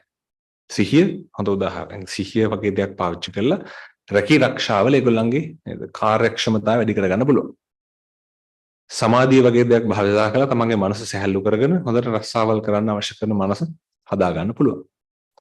විදර්ශනාවක් වගේ දියුණු කරලා සමාජයේ ගැටීමක් හදා ගන්න නැතුව, පවුල ඇතුලේ ගැටීමක් හදා ගන්න නැතුව හිතේ සැනසීමෙන් ජීවත් වෙන්න පුළුවන්. යොදා ගන්න පුළුවන් ධර්මයේ තුල තියෙන දේවල් ආමිෂ පැත්තට, එහෙම නැත්නම් සාමාන්‍ය ඕලාරික දේවල්. හැබැයි ප්‍රධාන අරමුණ ඒක නෙමෙයි. ඒතර බෞද්ධයේ ජීවිතයේ අරමුණ මුදුරන් වහන්සේ පෙන්ලා දීලා තියෙන්නේ අර නිර්ාමිෂ සුවයත් එක්ක තියෙන වර්ධනය කරන ගුණාංග පිළිබඳ හිත යොමු කරන එක. නිර්ාමිෂ සුවය කියලා කියන්නේ නේද? හිතේ ගුණාංගයක් වැඩෙන විදිහට සිද්ධ කරන ක්‍රියාකාරකම්. අපි ඒකට අපි පාලි භාෂාවෙන් කියන කුසලයේ කියලා නේ. අපි ගුණාංග වැඩනකොට කුසල වැඩනවා කියලා කියනවා. ඒතර ඒ ප්‍රීතිය පුඤ්ඤස්සේත සුඛස අදිවචන කියලා කියනවනේ. පින කියලා කියන්නේ සැපේට කියන අදිවචනයක්. ඒතර ඒ සැපේ කියන්නේ නිදා ගන්නගත් සැපයිනේ අපිට. නිදා ගන්නකින් මේක නැදෙන්නේ නැහනේ. ඒ සැපේ කියලා කිව්වේ මොකක්ද? දන්න අර කිව්ව කුසල මූලික යහපත් කටයුත්තක් පදනම් කරන් කරන අන්න එතකොට ඒ කෙනා තමන්ගේ මනස යහපත්ව අධිරෙන් අධිර ඒ අනුව වර්ධනය කරනවා. මේක හරි වැදගත් සංකල්පයක් අද කාලේ සමාජයේ අපිට නේද? විශේෂයෙන්ම අද කාලේ සමාජයේ අපිට බොහෝ ආభాෂය බොහෝ සෙයින් තියෙන්නේ දහමෙන් ඉවතට. ඒකට ප්‍රධාන හේතුවක් මම දකින්නේ බොහෝ දෙනෙක් ධර්මය කියන්නේ කුමක්ද කියලා තේරුම් ගන්න නැතුව තමයි ඒ අදහසටපත් වෙන්නේ. දැන් බොහෝ අය ධර්මය කියන්නේ කුමක්ද කියලා මම උදේ අර කිව්ව නේද? විද්‍යාව කියන්නේ කුමක්ද කියලා නොදැන විද්‍යාත්මක චින්තනය ට වර්ණනා කරනවා කියලා. ඒ වගේම තමයි විද්‍යාව කියන්නේ කුමක්ද කියලා නොදැන විද්‍යාවට ගරහන එකත් වැරදි. එහෙමකුත් තියෙනවා. අපි හිතන්නේ බටහිර වෛද්‍ය විද්‍යාවේ තියෙන අපිට අවශ්‍ය කරන විශාල වැදගත්කම් ගොඩක් අපිට ඒක ඕනේ අපේ ජීවිතේ පවත්වාගෙන යන්න. නේද? අද වෙනකොට ඒක දිනු කරලා තියෙන මට්ටමේ අපෝ මම ඒව බොන්නේ නැහැ කියලා හිටියොත් මොකද වෙන්නේ? ඒතර අසනීප වෙලා සමහරට මරණයටපත් වෙන්න පුළුවන්. ඒතර ඒකත් ඒ වගේ තමයි. මෙතනත් ඒ වගේම තමයි කෙනෙක් දහමක් අධ්‍යයනය කරන්නේ නැතුව මොකද්ද මේකේ තියෙන්නේ කියලා දන්නේ නැතුව මේක පිළිබඳව කුකුස් කරන්න ගියොත් අර වගේම තමයි. ඒක ඇත්තටම එක්තරා විදිහකට අපි ඉතින් දැන් අපි සාමාන්‍ය සමාජයේ අපි ඒ වගේ තත්යකට આવත් අපි ඉතින් නේද දැනුමක් නැති කෙනෙක් කියලානේ හිතන්නේ ඉතින් අපි. දැනුමක් තියෙන කෙනෙකුට එහෙම විශ්ලේෂණය කරන්නේ නැහැ. Taman නොදන්නා විෂයන් පිළිබඳව ඒ විදිහේ අර්ථකථන ඉදිරිපත් කරන එක අපි බුද්ධිමත් ක්‍රියාවක් වශයෙන් සලකන්නේ නැහැ. ඒ නිසා බුදුදහමේ තියෙන කොටස් බොහෝ අය හිතන බුදුදහම ක්‍රියාත්මක දහමක් කියන එක, බුදුදහම දුක පිළිබඳව කතා කරනවා කියන එක මේවයි ගොඩාක් සංකල්ප තියෙනවානේ. ඒවා බුදුදහමේ කොහේවත්ම තියෙනව නෙමෙයි. දැන් බොහෝ තැන්වල ඔයගොල්ලන්ට ඇහෙලා තියෙනවද දන්නේ නැහැ. බුදුරන් වහන්සේ දුක පිළිබඳව කතා කරන කියලා ඇහෙලා තියෙනවද? බුදුදහම කියන්නේ දුක පිළිබඳව ගන්නන දහමක් කියලා. සමහරව කියනවනේ නේ. ඒ කියන කතාව හරිනම් බුදුරන් වහන්සේ තමයි ලෝකෙ ඉස්සලා මරණය හොයාගෙන තියෙන්නේ. බුදුරන් වහන්සේ තමයි ඉස්සලාම ලෝකේ වයස රැණ එක හොයාගෙන තියෙන්නේ. බුදුරන් වහන්සේ තමයි ඉස්සලාම ලෝකේ ලෙඩ වෙන එක හොයාගෙන තියෙන්නේ. එහෙමද? නේ බුදුරන් වහන්සේට කලින් ඕන තරම් මිනිස්සු මරණයටපත් වුණා. බුදුරන් වහන්සේ පහළ වෙන ඕන තරම් මිනිස්සු ලෙඩ වුණා. මේසු මේ ජාති ජරා ව්‍යාධි මරණ කියන දුක දන්නවා. ඒක මේ බුදුරන් වහන්සේ පහළ වෙනකොට ඒ වෙනකොටත් ඔච්චර ශ්‍රමණයෝ මේ ගිහිල්ලා මේ ජාති ජරා ව්‍යාධි මරණ නැති කරන්න උත්සාහ කළාද? ජීවිතේ දුකයි කියලා දැක්කේ හෝ ජීවිතයේ තියෙන දුක්ඛ ස්වභාවය පෙන්වන්නේ බුදුරන් වහන්සේ නෙමෙයි ඉස්සල්ලාම ඇත්තටම. උදාහරණයක් කියන්නද? මතකද උදාහරණය? ඔයගලන්ට මතක් වෙන්න ඕනේ. මොකන්ද ඉස්සෙල්ලාම පළවෙනි බුද්ධ ශාසනය තුළම උදාහරණයක් තියෙනවා බුදුරන් වහන්සේට පෙර ශ්‍රමණයන් වහන්සේලා මේ ජාති ජරා ව්‍යාධි මරණ දුක වශයෙන් සැලකූ බවට. මතකද උදාහරණයක්? බොහෝම ප්‍රසිද්ධ පුංචි කාලේ ඉගෙන ගන්න එකක්. කොයි අවස්ථාවේද? සිද්ධාර්ථ තථාගතයන් වහන්සේගේ සිද්ධාර්ථ කුමාර අවදී චරිත කතාවේ තියෙන මුල්ම හරිය. මොකද්ද ඒ?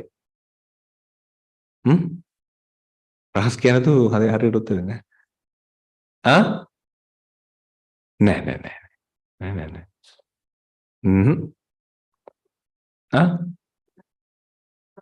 සතර පෙර නිමිති. හතරවෙනි පෙර නිමිත්ත මොකද්ද? ශ්‍රමණයන් වහන්සේ නමක්. ශ්‍රමණයන් වහන්සේ නමක් දැක්කට පස්සේ මොකද්ද අහන්නේ සිද්ධාර්ථ කුමාරයා? චන්න ඇමතික මොකක්ද අහන්නේ? ඔව් කවුද? මොකද්ද චන්නගේ උත්තරේ? ඔව්. ඇයි ශ්‍රමණ වර පත්තල තියෙන කියලා අහනවා. ඒකට මොකද්ද උත්තරේ? අර කලින් දැකපු ජාති ජරා ව්‍යාධි තර ජාති දැක්කේ නැත්නම් ව්‍යාධි ජරා ව්‍යාධි මරණ දැක්කේ. ජරා ව්‍යාධි මරණ අර දැකපු ජරා ව්‍යාධි මරණ දුක හින්දා ඔක නැති කරන්න කියලා හිතාගෙන තමයි ওই ශ්‍රමණයන් වහන්සේලා ওই විදිහට මහන්සි වෙන්නේ. එහෙනම් බුදුරණන් වහන්සේ බුද්ධත්වයට පත් වෙන අවුරුදු 6කට කලින් සිද්ධාර්ථ කුමාරයා කාලේ. ඒ කාලේ මිනිස්සු ලෝකේ අර මේ චන්නෑමතියා දන්නවා මේ කතන්දර. ඒතර කොච්චර දුරට සමාජයේ මතවාදයක් වශයෙන් මේ ජාති ජරා ව්‍යාධි මරණ කියන සංකල්පය පිළිබඳ සාකච්ඡා වෙලා තියෙනවා. බුදුදහම නැහැ වෙනකොට ලෝකේ. නිගාරණාත පුත් ගිහි ගියත් හැලා දාලන්නේ බුදුරණවහන්සේට කලින්නේ. ඔය කාරණේ. ශාස්ත්‍රවලත් එහෙමයි. ඊට පෙර හිටපු ශ්‍රමණයොත් එහෙමයි. ඒතර බුදුරණවහන්සේ පහළ වෙන බොහෝ කාලයකට පෙර මිනිස්සු දුක ගැන කතා කරා.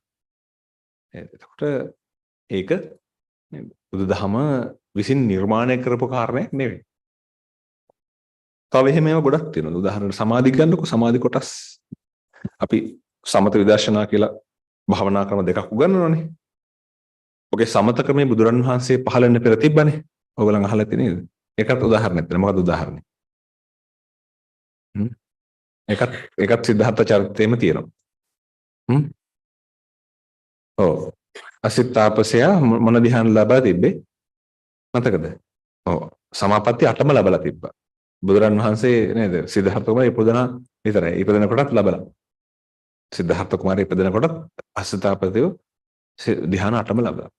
බුදුරන් වහන්සේ සිද්ධාර්ථ කුමාරයා 4 වෙනි ධ්‍යාන ලැබුවේ කොයි වයසේද?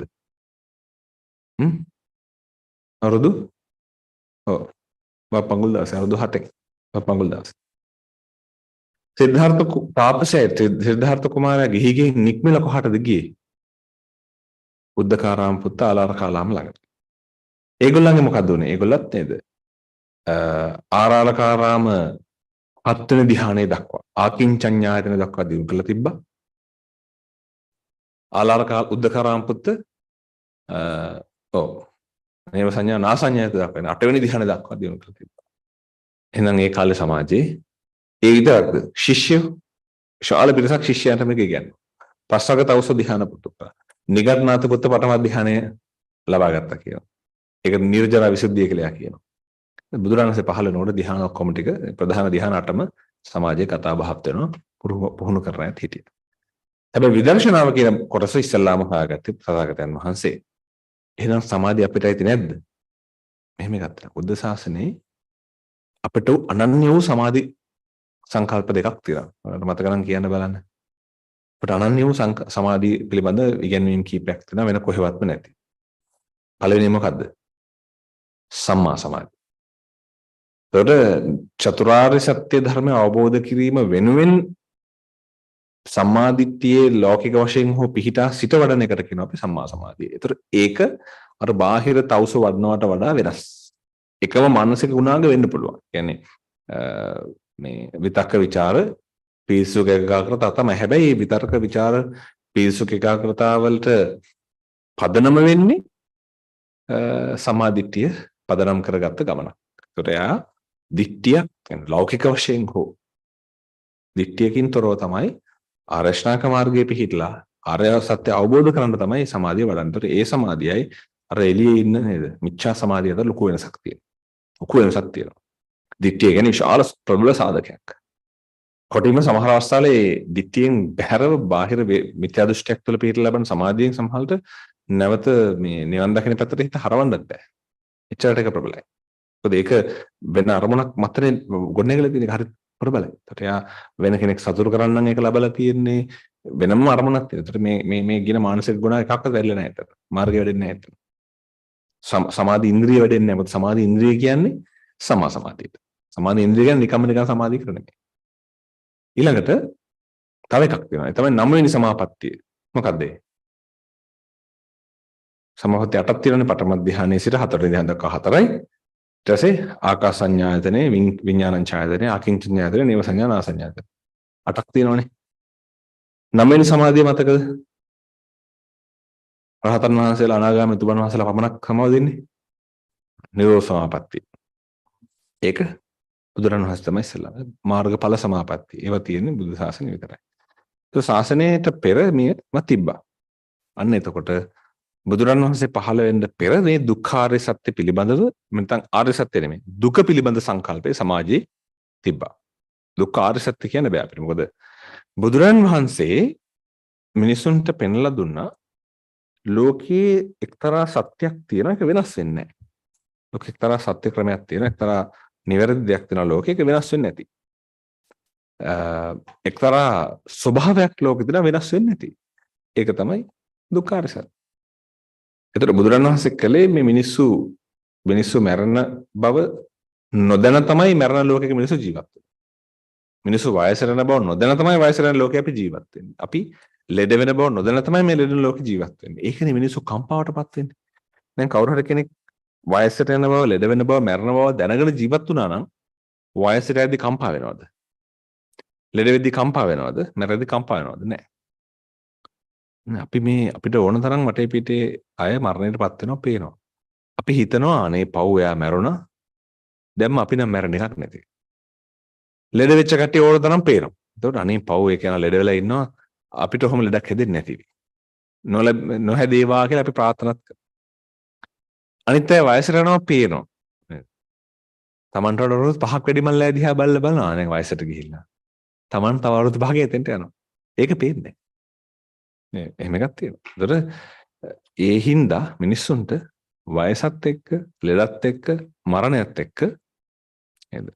පෙනි මේක තමන්ට එතකොට ඒකත් එහෙමනම් ඉපදෙන කෙනෙක් දිහා දැකලා අපිත් මැරලා ඉපදේ කියලා හිතන එක ගැන කවර කතාවද? ඒක හිතන්නෙම නැති. මොකද හේතුව අර ටිකත් එහෙමනම් අරගෙන මේක මැරලා ඉපදෙනවා කියන එක තවත් දුර ප්‍රශ්නයක් නේ. මේ ළඟ තියෙන ටික පේන්නේ නැති මිනිස්සුන්ට ඈත ඒවා කොහෙද පේන්නේ? ඒ නිසා බුදුරණන් වහන්සේ පෙන්ලා දුන්න මේක තමයි මම උත්තර හොයන ප්‍රශ්නේ. එතකොට දැන් මේක දැන් උදාහරණයකට මම ඔය කතාවට කියන්නේ කවුරු හරි කියනවා නම් බුදුරණන් වහන්සේ දුක හොයාගත්තා කියලා අර කොරෝනා වෛරස් එකට මේ වැක්සින් එක හොයාගත්ත අයට මොකක් හරි නොබෙල් තාග සහ මොකක් හරි හම්බුණානේ. ඒ අය තමයි එහෙනම් කොරෝනා වෛරස් එක හොයාගෙන තියෙන්නේ.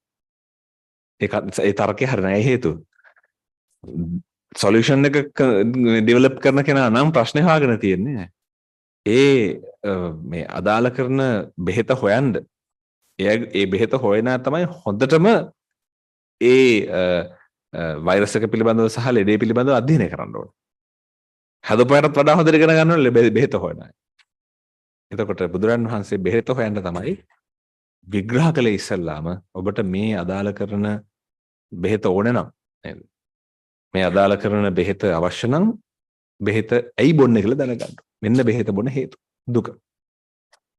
ඊට පස්සේ දුකට හේතු දුක නැති කිරීම මාර්ගින තුනම ඇත්තටම යන්නේ අර දුක නැසීම පිණිස. බුදුදහම ඇත්තටම තියෙන ප්‍රධානම සංකල්පය තියෙන්නේ දුක නැසීම පිණිස.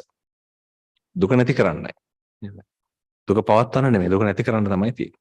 ඒ නිසා දුකෙහි අත මිදීම පිණිස තමයි මේ ගුණාංග වර්ධනය කළේ. බුදුරජාණන් වහන්සේ සමස්ත මාර්ගය දේශනා කරන්නේ දුකෙන් අත මිදෙන්න.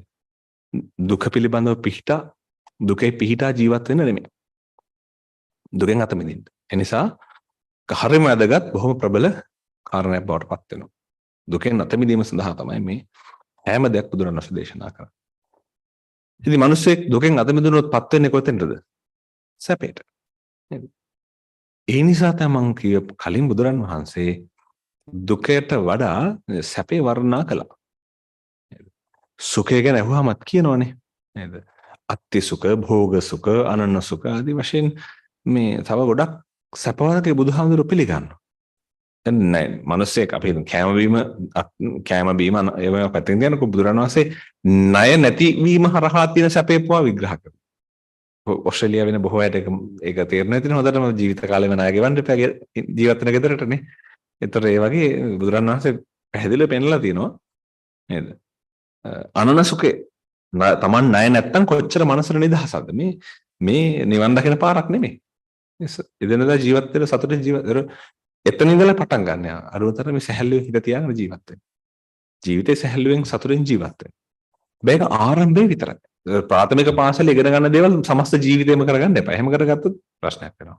සමහර විටන්න පුළුවන් එහෙනම් බුදුහාමුදුරුවෝ කිව්වේ ණය නැතුව ජීවත් වෙන්න කියලා. බුදුරණවහන්සේ දේශනා කරේ හොඳට කාලා බෙලින්න කියලා. එහෙනම් එහෙමම කියලා. ඒක අත්කලමත්. ඒක කාමසුකල්ලිකාණ යෝගය. බුදුරණවහන්සේ කිව්වේ එතනින් පටන් ගන්න. එහෙම හරි කමක් නැහැ. මනස තැම්පත් කරන්න. හැබැයි එතන නවතින්න එපා. එහෙම නැවතුනොත් ඉතින් නේද? 2 වසර 3 වසර නැවතුනා වගේ තමයි. එතනින් එහාට ඉගෙන ගත්තේ නෑ වගේ තමයි. එතනින් එහාට යන්න ඕනේ. ඒ යනකොට තමන්ගේ හැකියාවන්, තමන්ගේ උමනාවන්, තමන්ට තියෙන ශක්්‍යතාවන් අන්න කෙනෙකුට පුළුවන් ටික ටික තමන්ගේ ජීවිතය ඊළඟ අධ්‍යයනවල දියුණු කරන් යන්න. ඒතකොට ඒක නාර පුළුවන් නේද? මනස හොඳින් වර්ධනය කරගන්න, මනස හොඳින් සාවර කරගන්න නේද? අර ආමිෂ සුවයෙන් නිර්ආමිෂ සුවය කියන තැනට හිත අරගෙන යන්න පුළුවන්. මේක තමයි අපි උත්සාහ කරන්න ඕනේ කාරණේ. ඒ නිසා බුදුරන් වහන්සේ ඔය කියන හැම තැනකටම හොඳින් ධන ධාන්‍ය උපයලා ඕලාරික ජීවිතේ මේ තියෙන යහපත් ගුණාංගත් වර්ධනය කරගෙන දරුවන් හදාගෙන මුදල් හරි හම්බ කරන් එහෙම ජීවත් වෙන්නත් පුළුවන්. ඒ ජීවිතේම අල්ප්ලේච්ඡතාවය පුරුදු කරලා ධර්මයට ලැබි වෙලා එහෙම ජීවත් වෙන්නත් පුළුවන්. ඒ ජීවිතේම කැපකරලා නිවන පිණිස නිර්වාණගාමී ප්‍රතිපදාව වෙන්නත් පුළුවන්. ඒ තුනම නිවැරදි. කවුරු හරි කියනවා නම් එකක් විතරයි හරි අනිත් ඒවා වැරදි කියලා නේද? ඒක අපි නේද? අනිත් අයගේ විශ්වාස සහ මතවාද නිග්‍රහයට ලක් කිරීමක්. ඒක අපි මේ රටේ හඳුනන ඩිස්ක්‍රිමිනේෂන් කියලා නේ. එතකොට ඒක නරක දෙයක්. අපි ඒක එච්චර අගය කරන්නේ නැහැ. ඒ නිසා අපි හැමෝටම අයිතියක් තියෙනවා. තමන්ට පුළුවන්, තමන්ට කැමති, තමන්ට සුදුසු විදිහේ ධර්මතා අධ්‍යයනය කරගෙන ගලපගෙන ජීවිත ඉස්සරහට යන්න. අන්න එතකොට එක එකනා සතුරු වෙන මට්ටම් වෙනස්. අපිට කවදාකවත් නේද? අපි සතුටක් ලබනවා කියනකොට දෙකකින් අනිත් අය ඒ දේම කරලා ඒ සතුටම ලබයි කියලා අපි හිතනවා. ඒක තමයි වැරද්ද. ඒක වෙන්නේ නැහැ. මේක නිර්ආමිෂ සුවයට අදාළයි. සමහරවිට කෙනෙක් භාවනා කරනවා, භාවනාවෙන් සතුටටපත් වෙනවා. එයාට උත්සාහ කරන අනිත් කෙනාට භාවනා බලෙන් හරි කරවා. ඒ මනසට භාවනා එපා වෙනවා ඊට පස්සේ. අපි බණහල් සතුටටපත් වෙනවා. අපි උත්සාහ කරන අනිත් මනසට බලෙන් හරි බණ අස්සන්නේ. ඒ මනසට බණත් එපා වෙනවා. සමහරවිට අපි දරුවන්ට බණ එපා වෙන එක හේතුවක් ඒක. මොකද ඒගොල්ලන් තාම සූදානම් නැහැ. අවශ්‍යතාවයක් නිර්මාණය නැතුව ඒක උදාහරණයකට නේද? අර පහුගිය කාලේ වැක්සින් දෙන්න කියලා වෙච්ච දේම තමයි නේද? අවශ්‍ය නැත්තම් දෙන්න කිව්වොත් මිනිස්සුන් එපා වෙනවා ඒක. අවශ්‍යතාවය නැතුව කෙනෙකුට බලෙන් එක පොවන්න ගියොත් කරදරයක් වෙනවා. මේක එක්ක අවශ්‍යතාවයේ උපක්‍රමශීලීව හරි හදන්න ඕන. අනේ බිසුතුමා කලේ රන්කාසි දීලා එහෙම හරි කරන්නේ. අඩුම තරමේ. ඒක කරත් එයා අර නිය වගේ මට්ටම පරම වගේ මට්ටමක ඉන්නවනම් එයාට ධර්ම අවබෝධ කරන්න බැරි නම් තේරෙන්නේ නැත්නම් අපි කවදාවත් කියන්නේ නැහැ සියලු ලෝකවාසීන් හැමෝම මේ ධර්මෙම පිළිගත යුතුයි කියලා. අපි දන්නවා හැමෝටම හැකියාව නැහැ කියලා. ඒක තේරුම් ගන්න අපිට බෑ හැමෝටම ඒක කියලා දෙන්න. ඒ හින්දා මේක සම්දිට්ඨික ඕපනයික ධර්මයක්. මෙලොව විපාක ලබන්න පුළුවන්. සමාතුලිත පමනවා ගන්න ඕනේ ධර්මයක්. ඒකට අපිට බාහිරින් මේක හොයන්න බෑ. බාහිරින් මේක අපි විශ්ලේෂණය කිරීමත් වැරදි. අනිත් අයගේ රාග දෝෂ මොහ විශ්ලේෂණය කිරීම වැරදි. නිවැරදි නෑ. විශ්ලේෂණය කරන්න ඕනේ තමන්ගේ රාග දේශ මොහ. විශ්ලේෂණය කරන්න ඕනේ තමන් සතුටටපත් වෙන්නේ ආමිෂෙන්ද නිර්ආමිෂෙන්ද කියලා. දියුණු කරන්න ඕනේ තමන් ආමිෂ වශයෙන් හෝ නිර්ආමිෂ වශයෙන් හෝ සතුටටපත් වෙන ගුණාංග. හැබැයි මේ කොයි රාමුවේ ගියත් අපි කතා කරොත් නිර්ආමිෂ ආමිෂ සුවේ මුලින්ද සාමාන්‍ය උලාරක ජීවිතයක ඉඳලා ආධ්‍යාත්මික ජීවිත කොහේ ගියත් මූලික පදනමක් තියෙනවා. කාටවත් කරදරයක් නොවි ජීවත් වෙන පදනමක් තියෙනවා. අපි ඒකට පන්සිල් කියලා කියන්නේ. පන්සිල් කියන්නේ කාටවත් කරදරයක් නොවි ජීවත් වෙන්න පුළුවන් ක්‍රමය. පන්සිල් පද පහම තියෙනවා. ප්‍රාණඝාතය නොකිරීමත් එක දන්නවනේ. කිසිම සතෙකුට හිංසාවක් නැහැ අපේ. මනුස්සයන්ට දාන්න කිසිම කෙනෙකුට හිංසාවක් නැහැ. කිසිම කෙනෙකුට හිංසාවක් නැහැ එතකොට නොකරොත්. කාමවර්ධන හැසිරුණොත් නේද? සමාජයේ බොහොම සભ્યත්වයෙන් යුක්තව බොහොම හොඳ පෞල් ජීවිතයක් ගත කරන්න පුළුවන්. ඒක බොහොම සතුටින් පෞල් ජීවිත ගත කර හැකියි. මුසාවාදේ නොකියුවොත් විශ්වාසය වර්ධනය වෙනවා. සුරාමේරේ පාන මොහොයන් සුරාමේරේ ඒක ඉතින් Tamanට කරගන්න හානියක් නේද? Tamanට නෙමෙයි සුරාමේරේ පානයෙන් පළවෙනි කාරණේ නේද? එයා කිසිම සමාජ සම්බන්ධයක් නැතුව තනියෙන් ඉන්න කෙනෙක් නම් ඒකාන්තව හරි. නේද? පවුල කෙනෙක් ලෙඩ වුණොත් ඊට පස්සේ ඔයා මේ ලෙඩ වුණේ අරක්කෝ බීලා එහෙනම් මං සලකන්නේ නැහැ කියලා අතහරින්නේ නැහැ. අනේ මිනිස්සුන්ට කරදරේ. ඒතර මද්ද්‍රව්‍ය පානය කරලා අසනීපව ගෙදර මිනිස්සුන්ට තමයි කරදරේ. ඒ හරහා ඇති වෙන වේද අඩදබර ආදී දේවල් හරහා ගෙදරට තමයි කරදරේ. සමාජයට තමයි. ඒතර සමාජයේ මද්ද්‍රව්‍ය නිසා කොච්චර විනාශයටපත් වෙලා තියෙනවද? මෙච්චර දියුණු රටවල ඒක පාලනය ගන්න කොච්චර වැඩ පිළිවෙලක් ක්‍රියාත්මක කරනවා.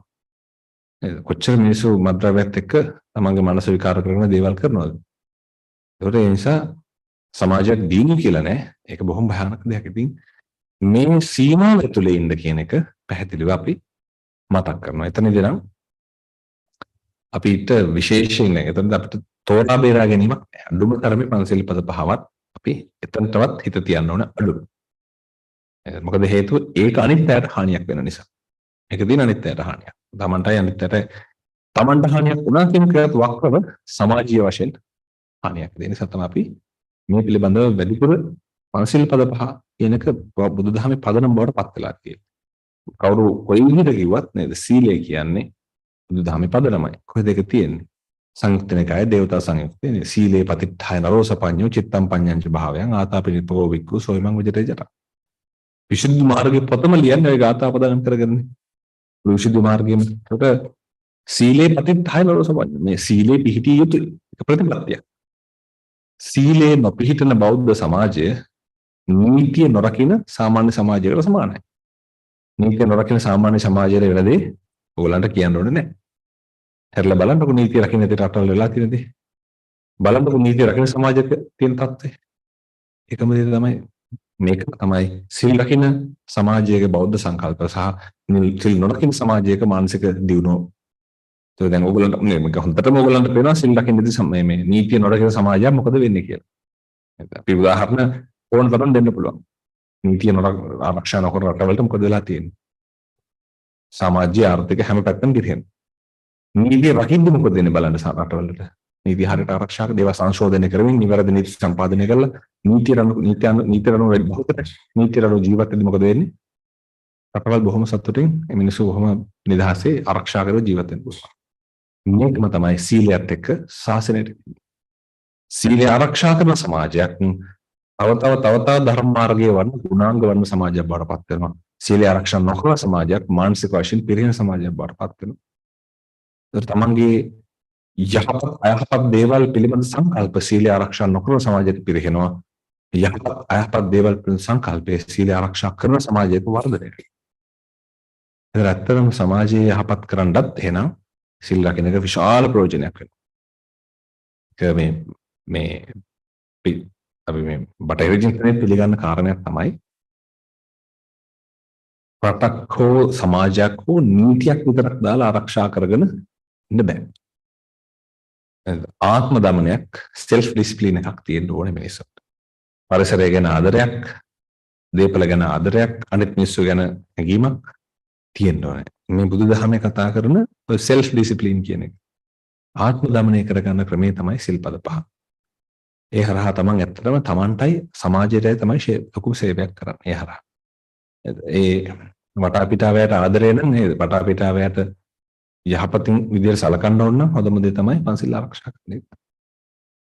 ඒ ගැන තර්කයක් නැහැ. එතන එහාට පුහුණු කරන එක කිසි ප්‍රශ්නයක් නැහැ. එතනින් එහාට පන්සිල් ලකිනවා එයා තමන්ගේ උපරිමය කරනවා කියලා හිතලා අපිට සතුට වෙන්න පුළුවන්. එයාට ඉන්හාට යන්න ධර්මයේ ඉගෙනගෙන ටිකෙන් ටික යන නිසා. අන්න ඒ නිසා ධර්මයේ තියෙන මූලික සංකල්ප ඉගෙන ගැනීම දැන ගැනීම හරීම වටිනා කාරණයක්. ඒක හොඳට මතක තියාගන්න. ඒ හරහා අපේ නිරාමිෂ වූ ප්‍රීතිය ටිකෙන් ටික වර්ධනය වෙනවා. ඒ වගේ නිරාමිෂ වූ ප්‍රීතිය වර්ධනය වෙනකොට මොකද වෙන්නේ? ඒ හරහා හිත සැහැල්ලු වෙනවා. හිත සිහිය හොඳට පිහිටනවා.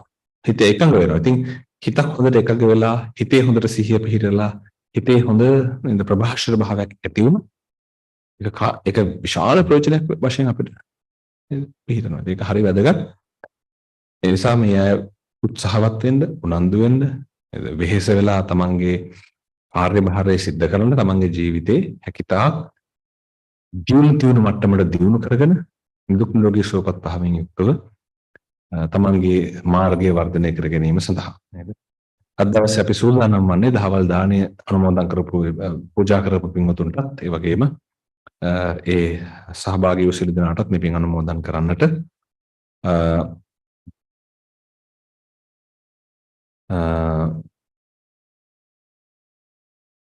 ශාලා පහසුකම් සැපයූ මිතුරයන් සියලු දෙනා සහ දාණයට නන්නර වදකුල හිතවත් සියලු දෙනාටම පින් අනුමෝදන් කිරීම සඳහායි දාණය පූජා කළ පින්වතුන් සූදානම් බොහොම සතුටින් යුක්ත මතක් කරනවා. ඒ වගේම උදේ වැඩසටහන සංවිධානය උදව් කළ සියලු දෙනාටත් මේ පින් අනුමෝදන් කරනවා. ප්‍රවාහන කටයුතු සඳහා උදව් කරපු සියලු දෙනාටත් මේ පින් අනුමෝදන් කරනවා.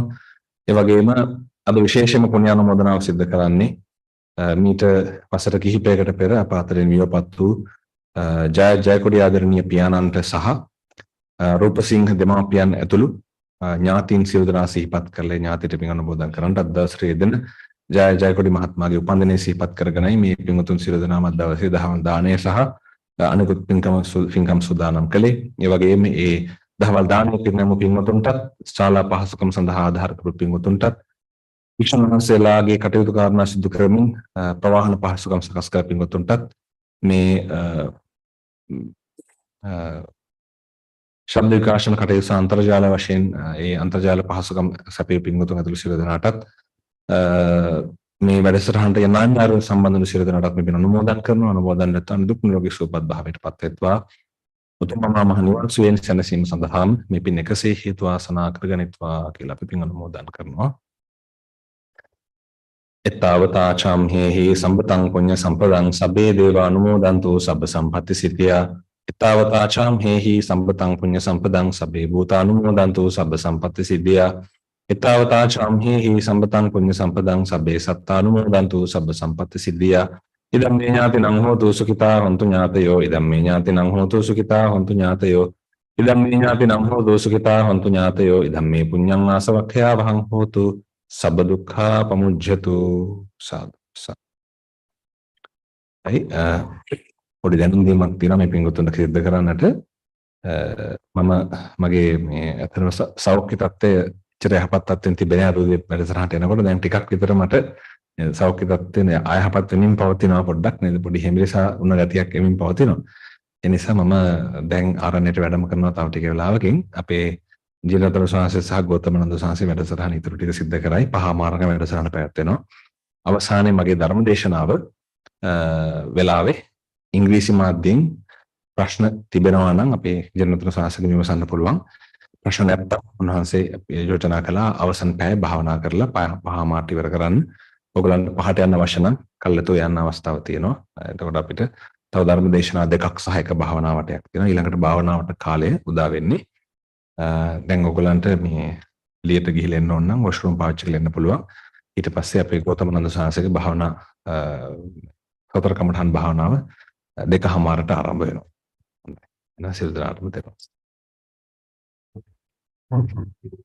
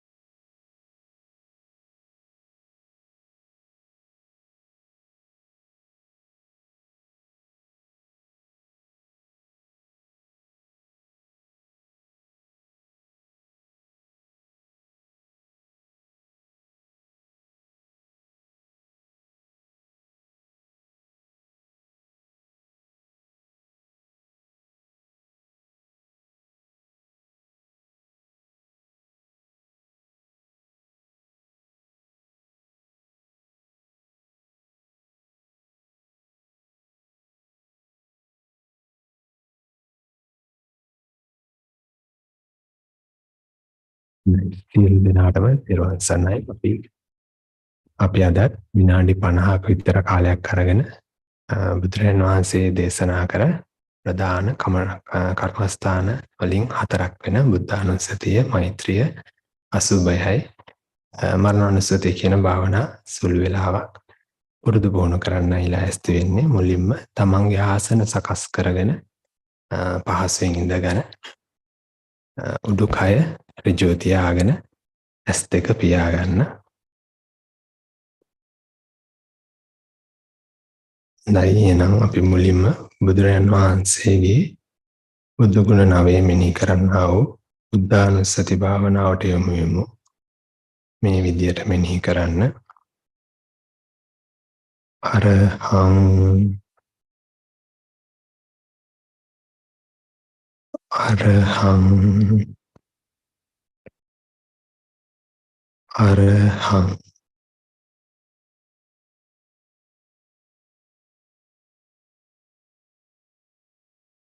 සම්මා සම්බුද්ධෝ සම්මා සම්බුද්ධෝ සම්මා සම්බුද්ධෝ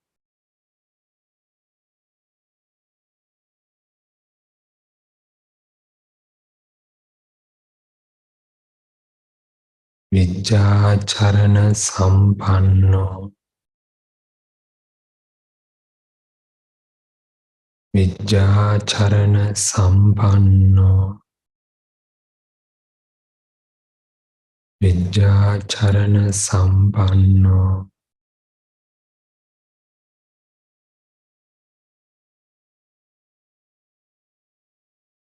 සුගතෝ සුගතෝ සුගතෝ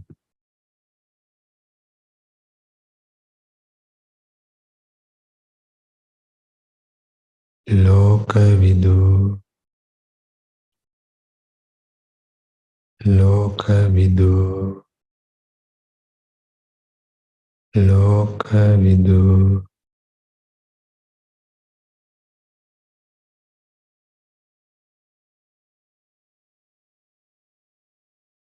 අනුත්තරෝ පුරිස ධම්ම සාරති අනුත්තරෝ පුරිස ධම්ම සාරති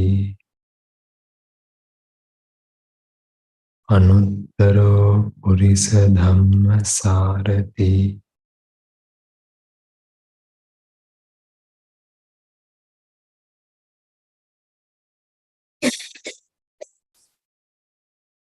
සත්තා දේව මනුස්සානං සත්තා දේව මනුස්සානං සත්තා දේව මනුස්සානං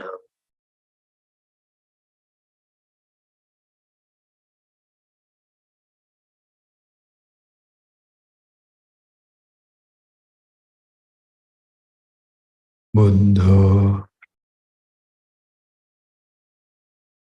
බුද්ධෝ බුද්ධෝ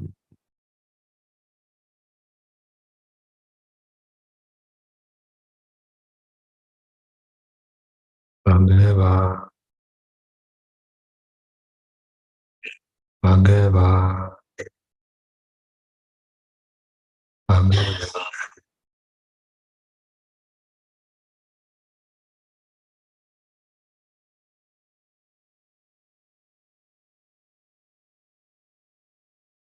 බුදු ගුණ අනන්තයි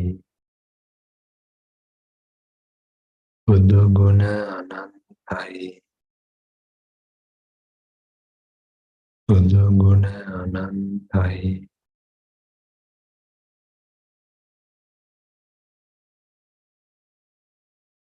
විනාඩි 10ක පමණ කාලයක් මේ විදිහට බුදු ගුණ මෙනෙහි කරමු.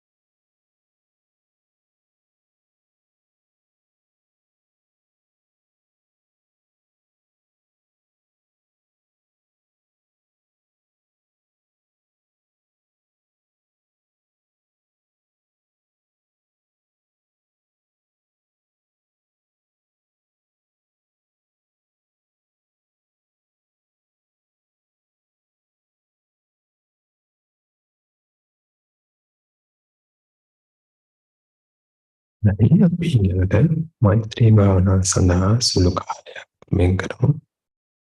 මේ විදිහට මෙනෙහි කරන්න. මම වෛර නැත්තෙක් වෙනවා. තරහ නැත්තෙක් වෙනවා. හිංසා නැත්තෙක් වෙනවා. දුක් පීඩා නැත්තෙක් වෙනවා. සුවසේ ජීවත් වෙනවා. ශාන්ත සුවයෙන් සැනසෙනවා.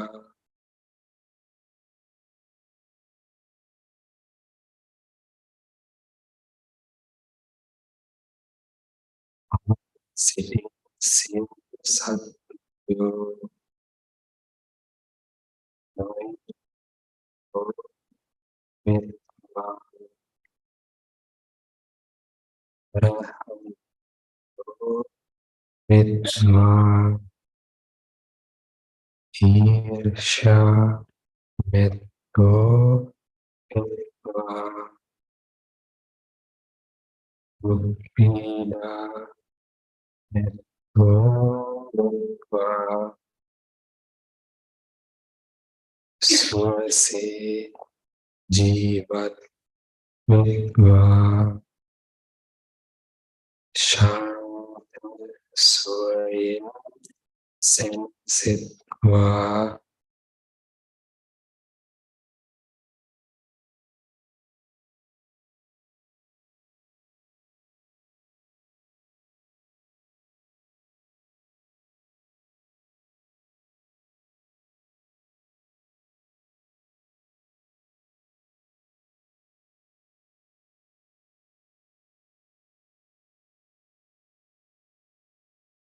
ප්‍රදේශයේ සිටින සියලු සත්වයෝ වෛර නැත්තෝ වෙත්වා. තරහ නැත්තෝ වෙත්වා. ඊර්ෂ්‍යා නැත්තෝ වෙත්වා. දුක් පීඩා නැත්තෝ වෙත්වා. සුවසේ ජීවත් වෙත්වා. ශාන්ත සුවයෙන් සැනසෙත්වා.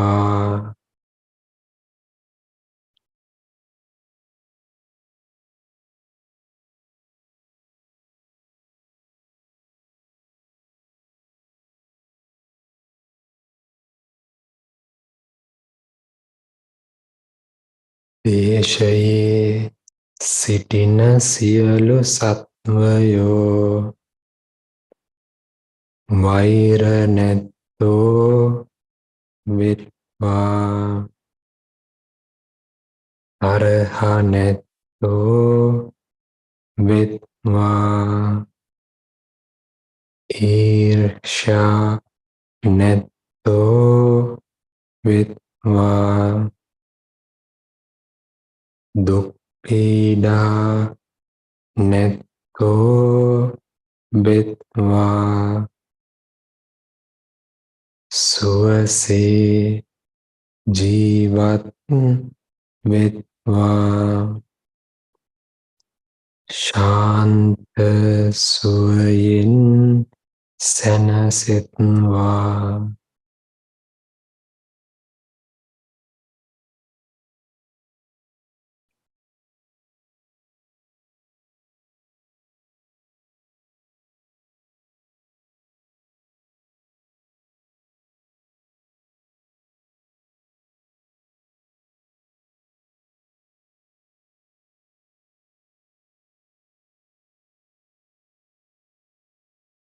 දේශයේ සිටින සියලු සත් සත්වයෝ වෛර නැත්තෝ වෙත්වා තරහ නැත්තෝ වෙත්වා ඊර්ෂ්‍යා නැත්තෝ වෙත්වා දුක් පීඩා නැත්තෝ වෙත්වා සුවසේ ජීවත් වෙත්වා ශාන්ත සුවයෙන් සැනසෙත්වා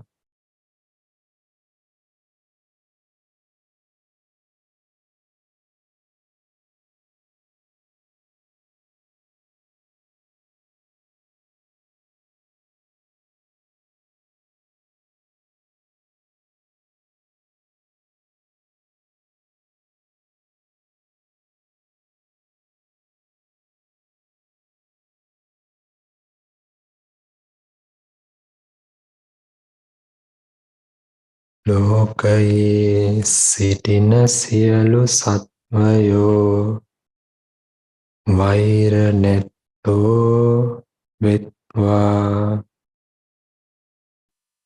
තරහ නැත්තෝ වෙත්වා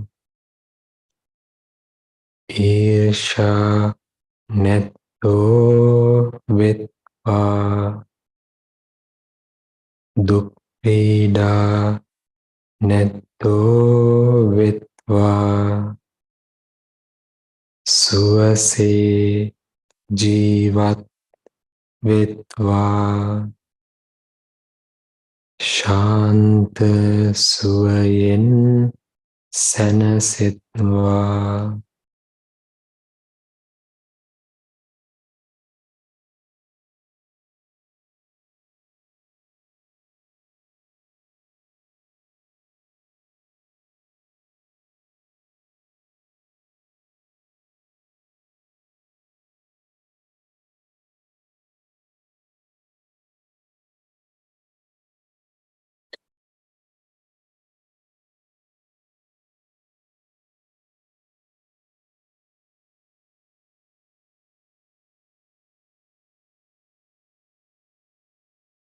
ලෝකයේ සිටින සියලු සත්වයෝ වෛර නැත්තෝ වෙත්වා තරහ නැත්තෝ වෙත්වා ඊර්ෂ්‍යා නැත්තෝ වෙත්වා දුක් පීඩා නැත්තෝ වෙත්වා සුවසේ ජීවත් වෙත්වා ශාන්ත සුවයෙන් සැනසෙත්වා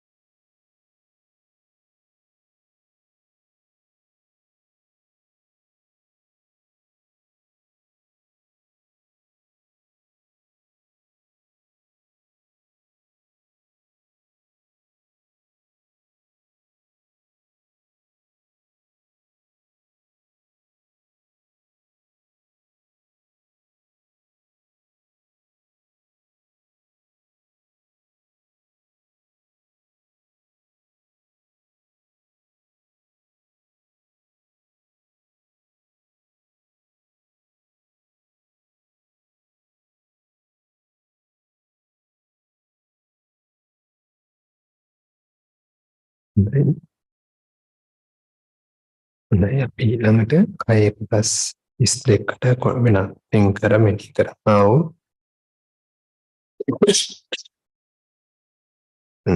කායගත සති භාවනාවට යොමු වෙමු. මම මේ පාළි පාඨ කියවනවත් සමග ඉතින් මෙනෙහි කරන්න. ඒසා ඒසා ඒසා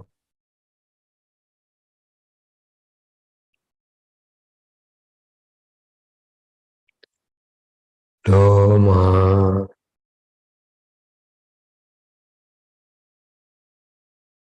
ලෝමා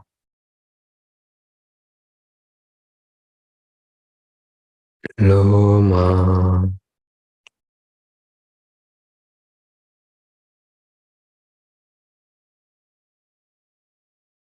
නඛා නඛා නඛා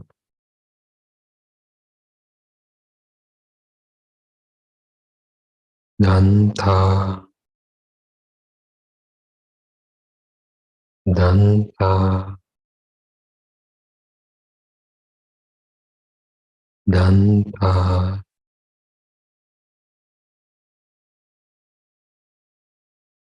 අචෝ අචෝ අචෝ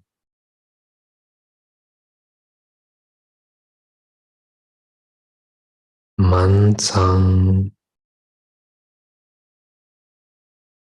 මන්සං මන්සං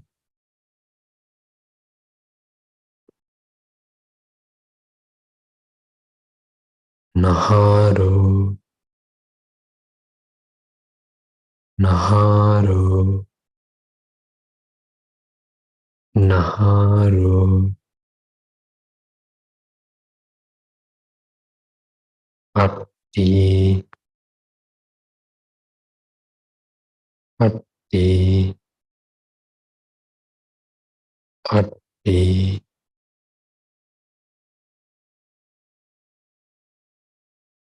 අට්ටි මිඤ්ඤා අට්ටි මිඤ්ඤා අට්ටි මිඤ්ඤා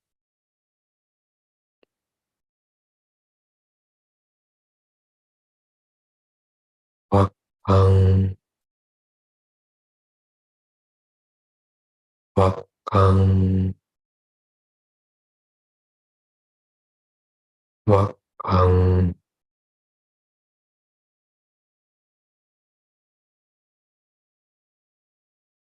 දයං අදයං අදයං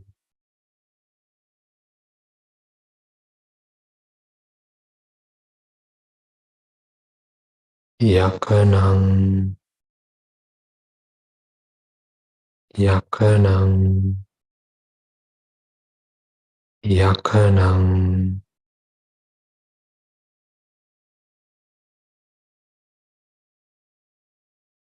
කිලෝමකං කිලෝමකං කිලෝමකං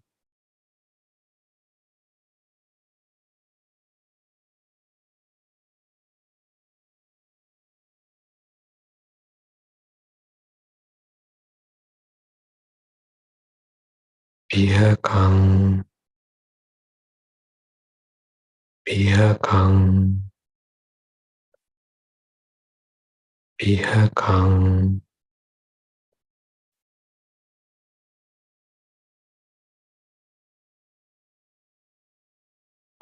ආසං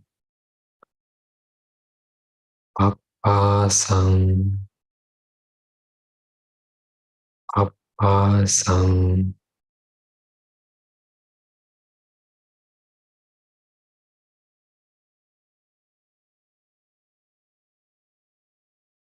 Antang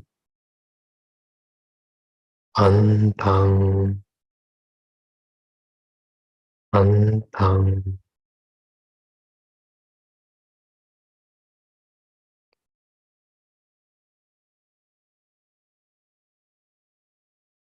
Antagunang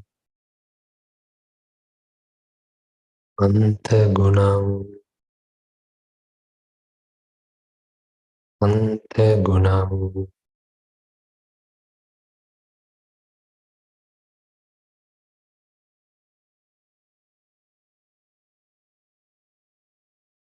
Udariyang Udariyang Udariyang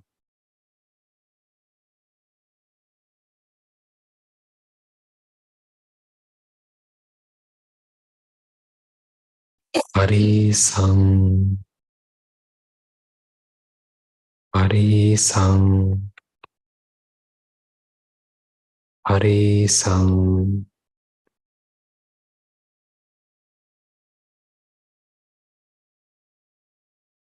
Mattalunggang Mattalunggang Mattalunggang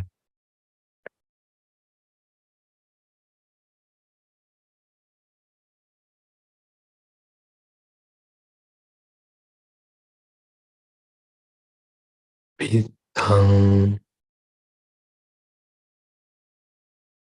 Pitang Pitang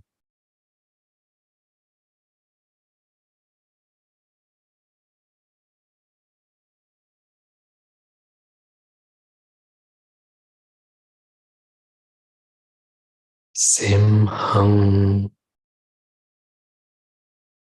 Simhang Simhang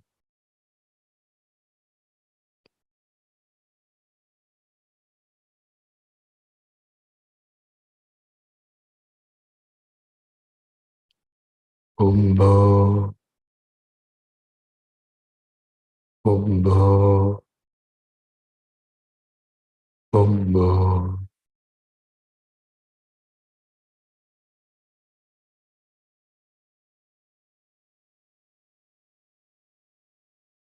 Lohitang Lohitang Lohitang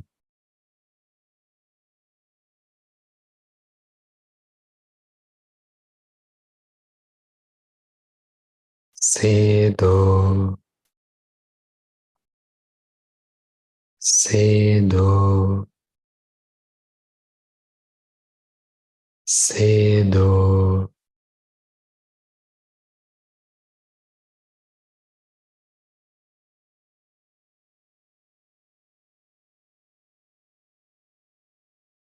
Medo Medo Medo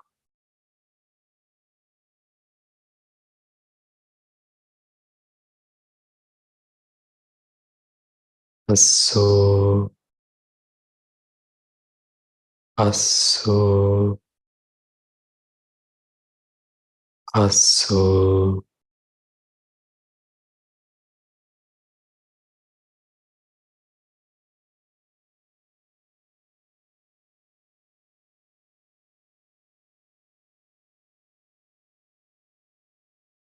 Vasa Vasa Vasa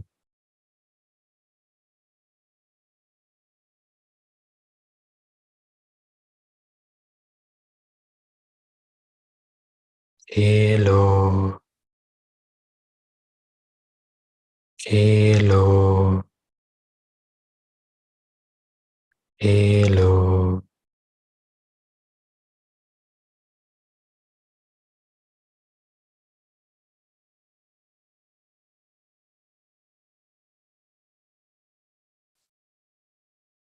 Singanika Singanika Singanika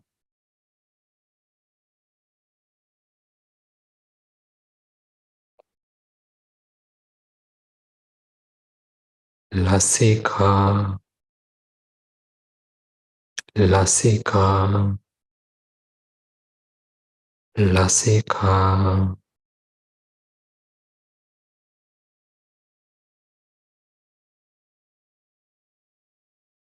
Muttang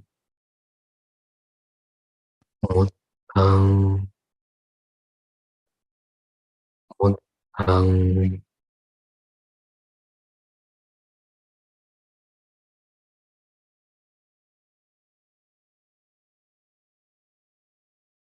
මේ විදියට අපි සුළු වෙලාවක් කායගත සති භාවනාවේ යෙදෙමු.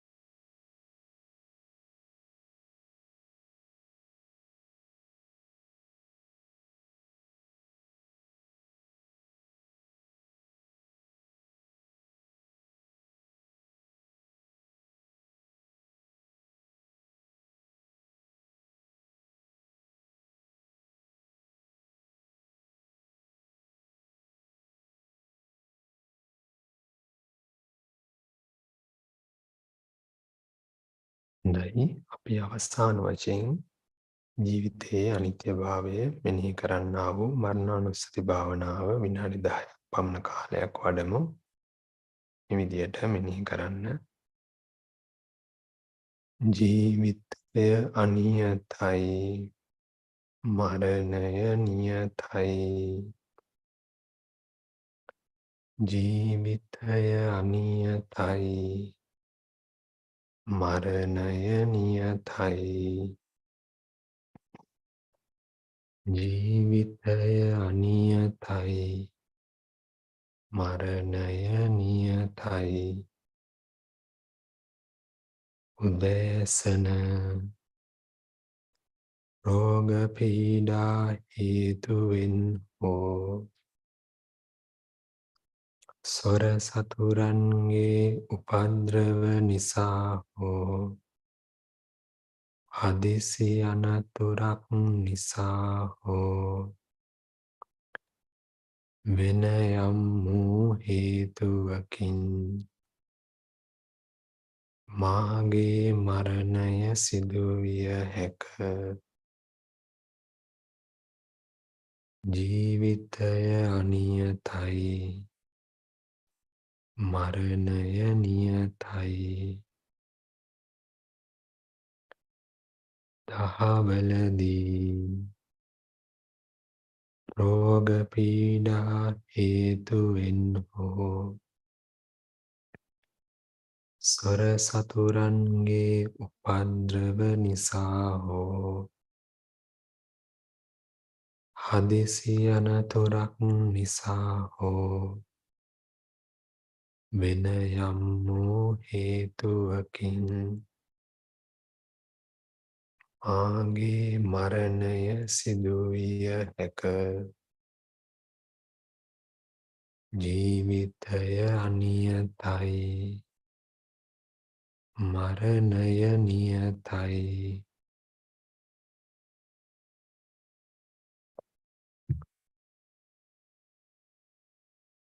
ආත්‍රයේදී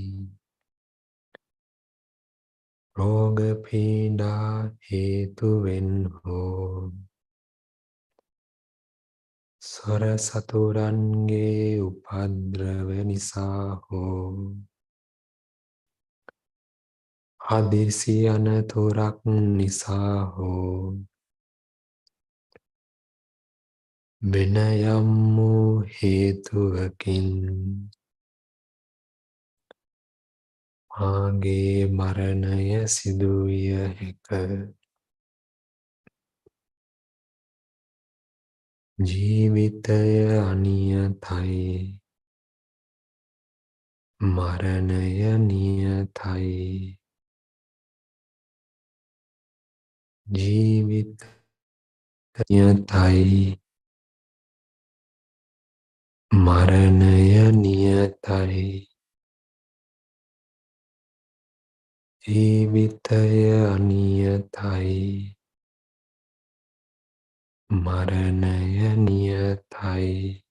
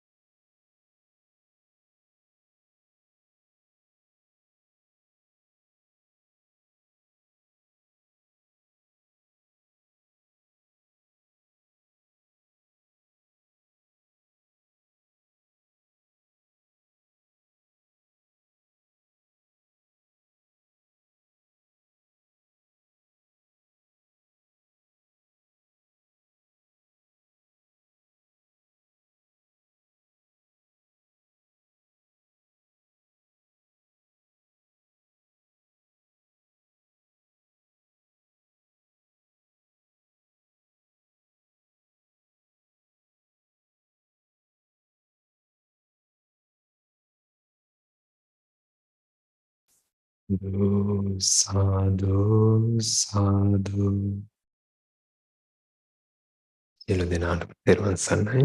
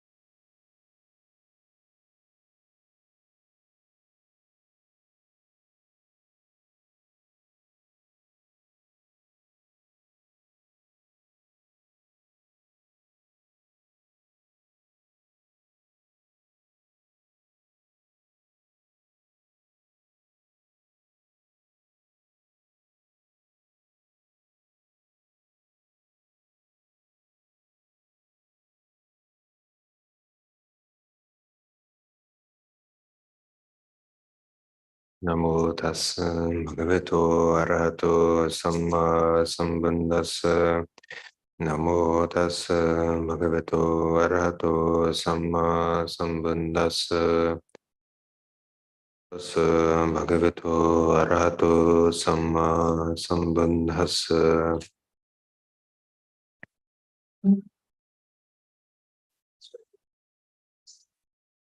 We had to go early today, Antipasadika. So the plan is to, after this talk, then we'll take a short break. And then if there are no questions, we'll do another meditation session. But if anyone has any questions, then we can do that after the talk.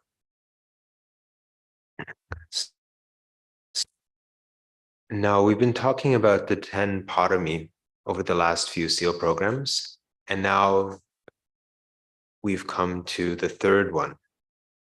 So we have 10 we have to fulfill. We haven't even, so we got to number 3 just to talk about. So we have a little here. So we've done first Dana Parami, and then second we've done Sila Parami. And today we're going to do Nekkhamma Parami.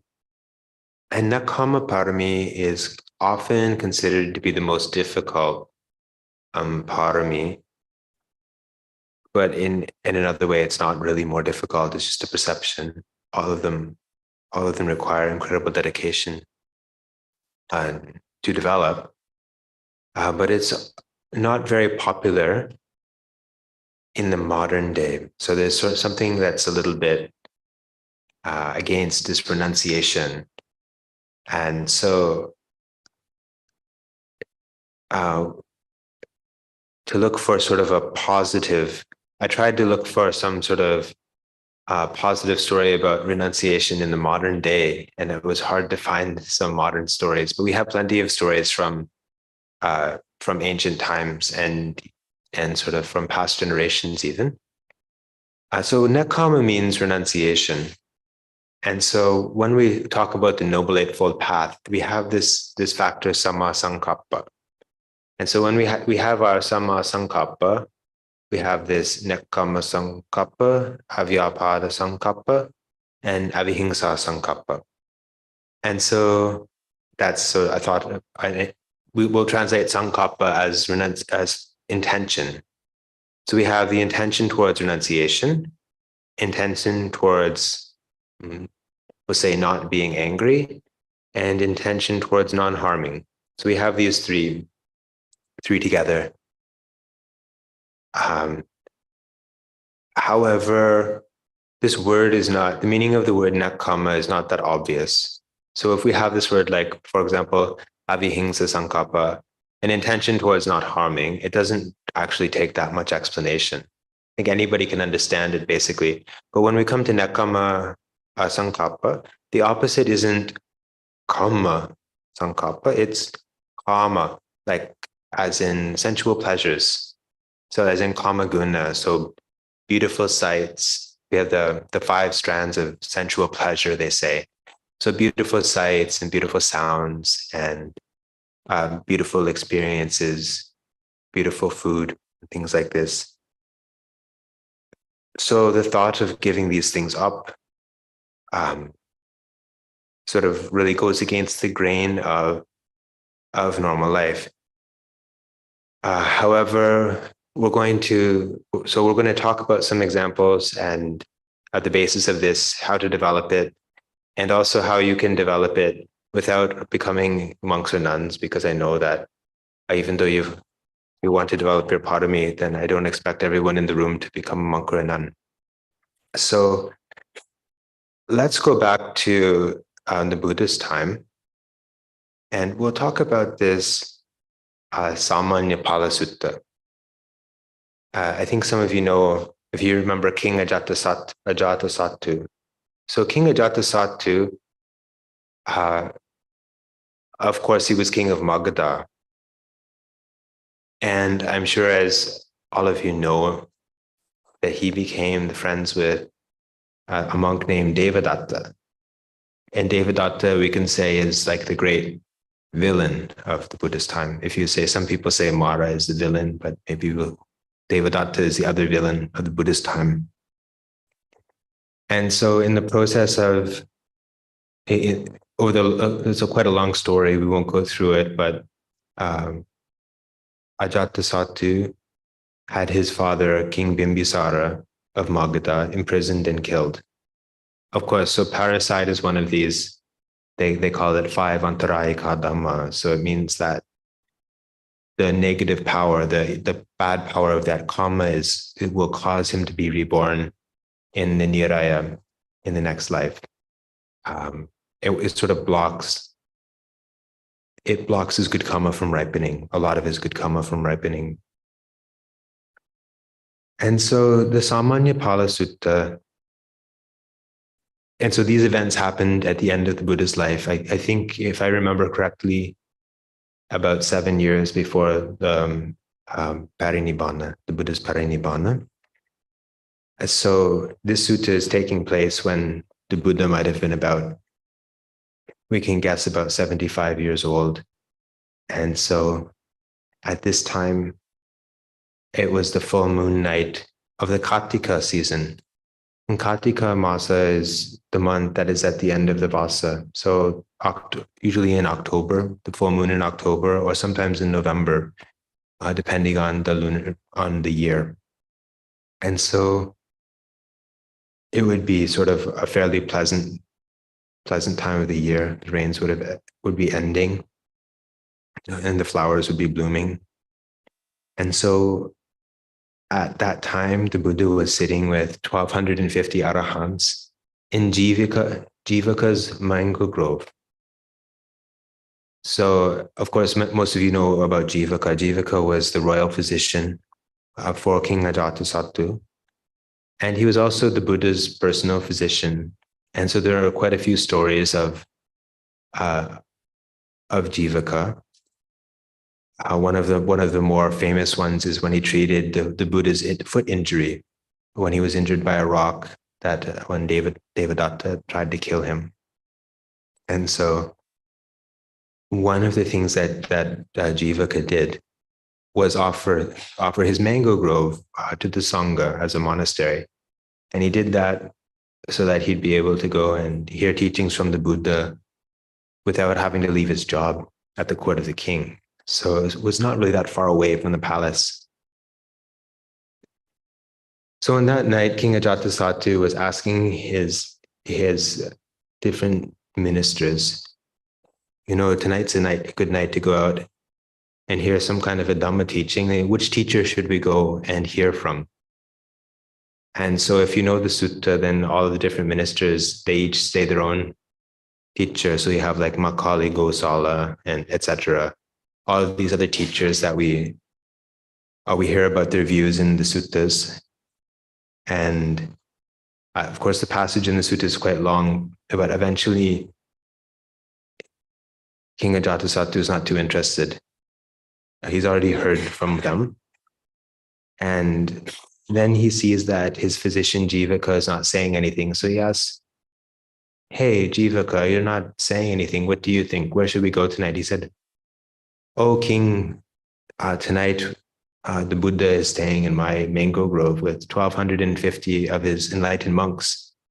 We can go there and maybe he'll give us some kind of teaching."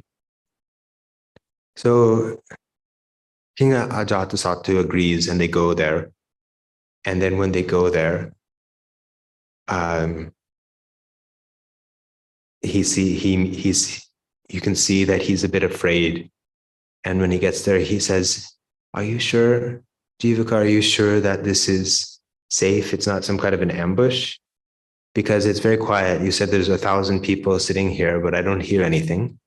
And so Jivaka's like, no, King, don't worry. I'm not here to trap you. And so finally they descend from their elephants. They walk into the mango grove.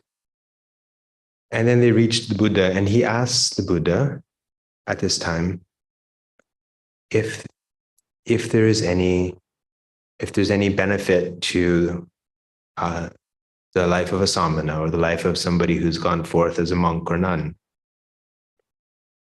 And so then it's an extremely long sutta. It's a very interesting sutta, but it's not really the topic today. So what I wanted to get to was this topic of nekkhamma. And so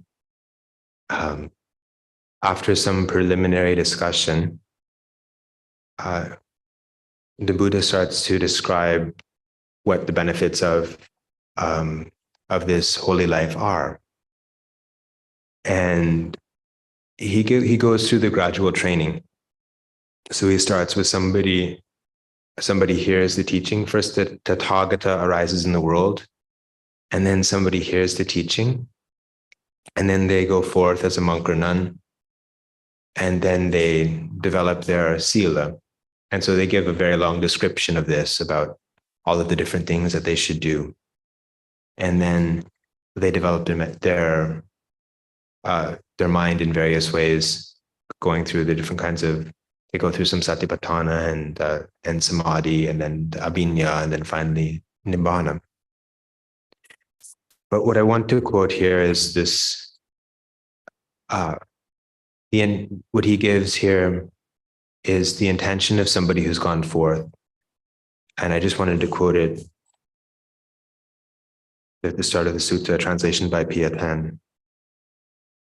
There arises in the world the Tathagata, an arahant, fully self-awakened one, accomplished in knowledge and conduct, well gone, knower of worlds, unexcelled trainer of tameable people, teacher of gods and humans, awakened, blessed. Having realized by his own direct knowledge in this world with its gods, its Maras, and its Brahmas, this generation with its recluses and Brahmins, its rulers and people, he makes it known to others. He teaches the Dhamma, good in the beginning, good in the middle, good in the end, endowed with meaning and phrasing. He proclaims the holy life that is entirely complete and pure. A house lord or house lord's son, hearing the Dhamma, gains faith in the Tathagata and reflects thus: the household life is stifling, a dusty path. The life of renunciation is like the open air. It is not easy living in a house to practice the holy life fully, in all its purity, like a polished conch shell. What if I were to shave off my hair and beard, put on the saffron robes, and go forth from the household into homelessness?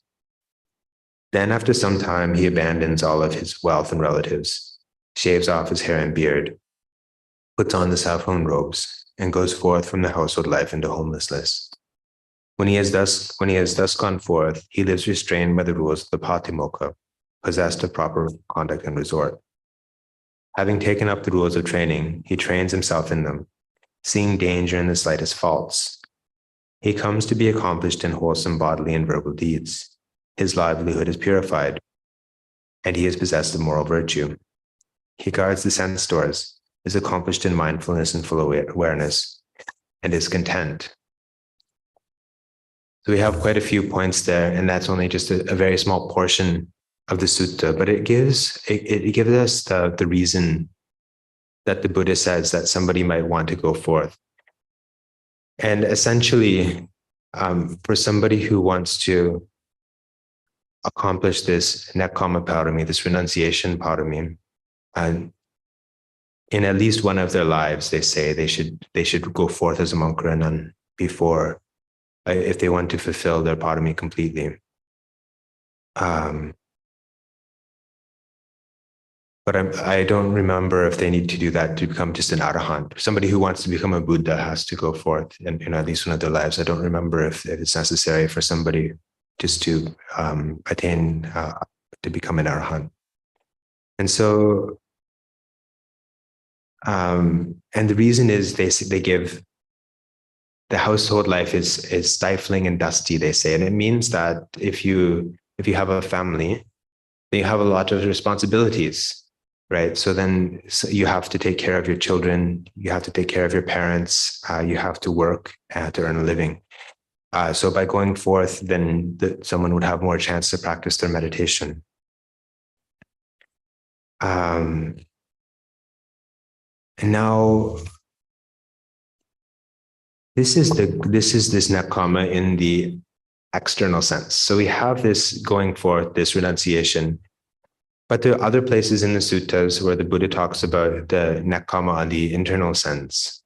And so when the Buddha is talking about his path to awakening, and he's talking about developing his meditation, one of the similes he gives is talking about fire sticks, right? So in the Buddha's time, instead of lighters, they would have some kind of sticks that they would, I'm not sure exactly how they would rub them together, or they'd roll them with a bow or something to start a fire.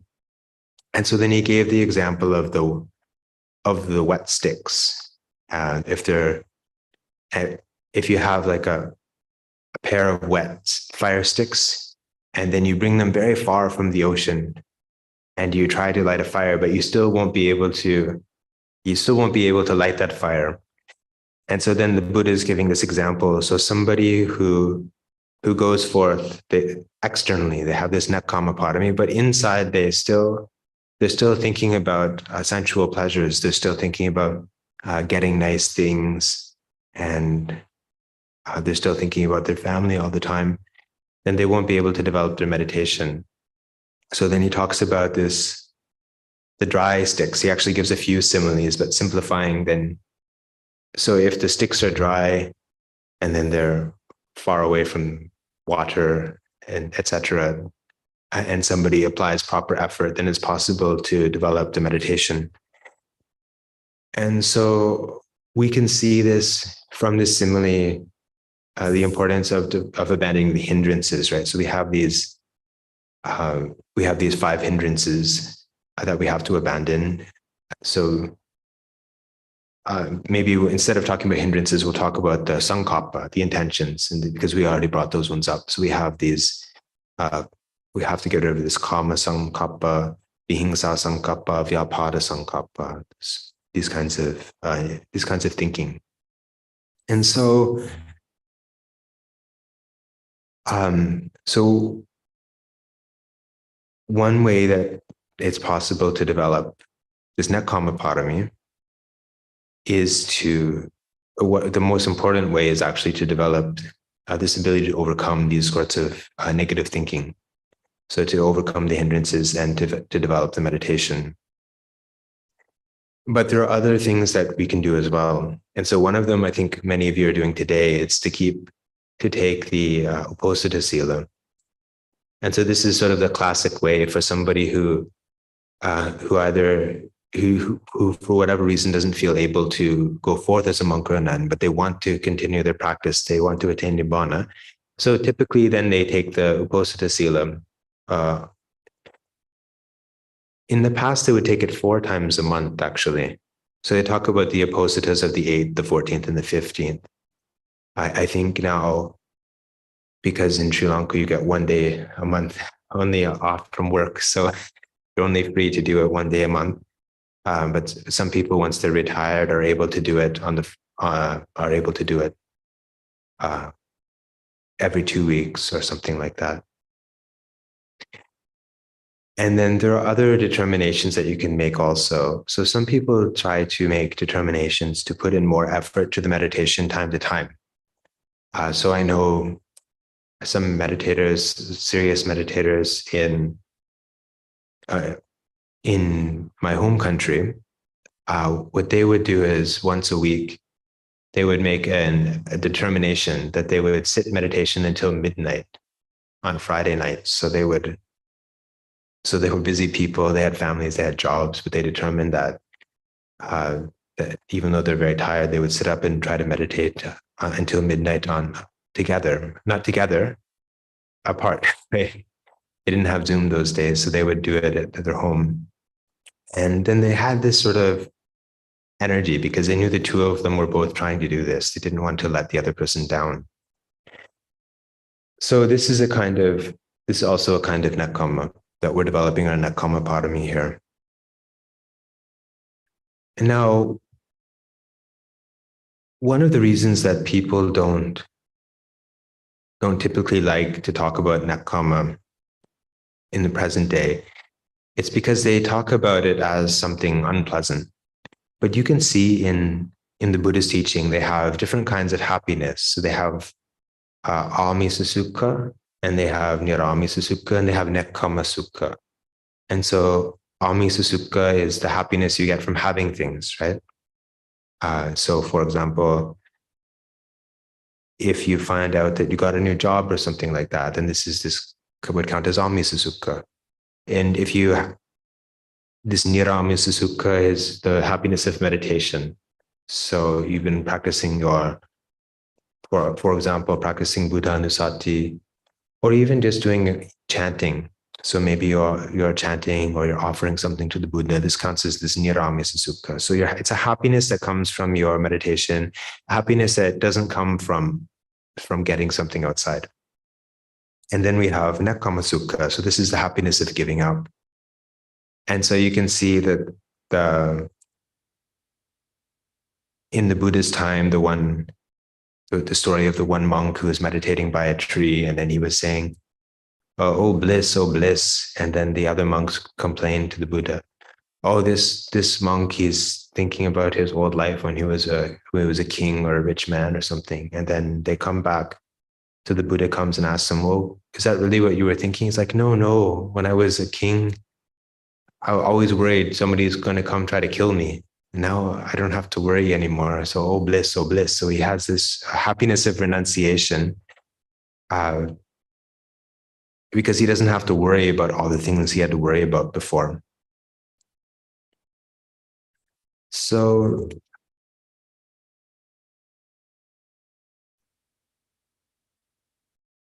when we talk about, we talked about this Nekkhamma Sankappa. So this teaching of Nekkhamma often comes up in another context, and that is in the Anupubbhikatha. It's the gradual training. And so when in the Buddha's time, because the Buddha had a special ability to understand people's parami, and he was able to bring people to enlightenment just by teaching them, so they wouldn't have to meditate. So you just would hear the talk, and at the end of the talk, he would bring you to some kind of a state of peaceful mind. Then he would teach the Four Noble Truths, and you'd be able to attain. And in fact, this is, I'm not sure about in Sri Lanka, but I know in some Mahayana Buddhist circles, some people have the idea like in the future they can meet Maitreya Buddha. And instead of practicing meditation now, they can try to meet Maitreya Buddha, then he can teach them, then they can attain enlightenment from his teaching without having to do sort of a long practice of meditation. So the process that the Buddha goes through is this Anupubbhikatha, graduated teaching. And so the first one is Dana Katha. And so the Buddha talks about the benefits of dana.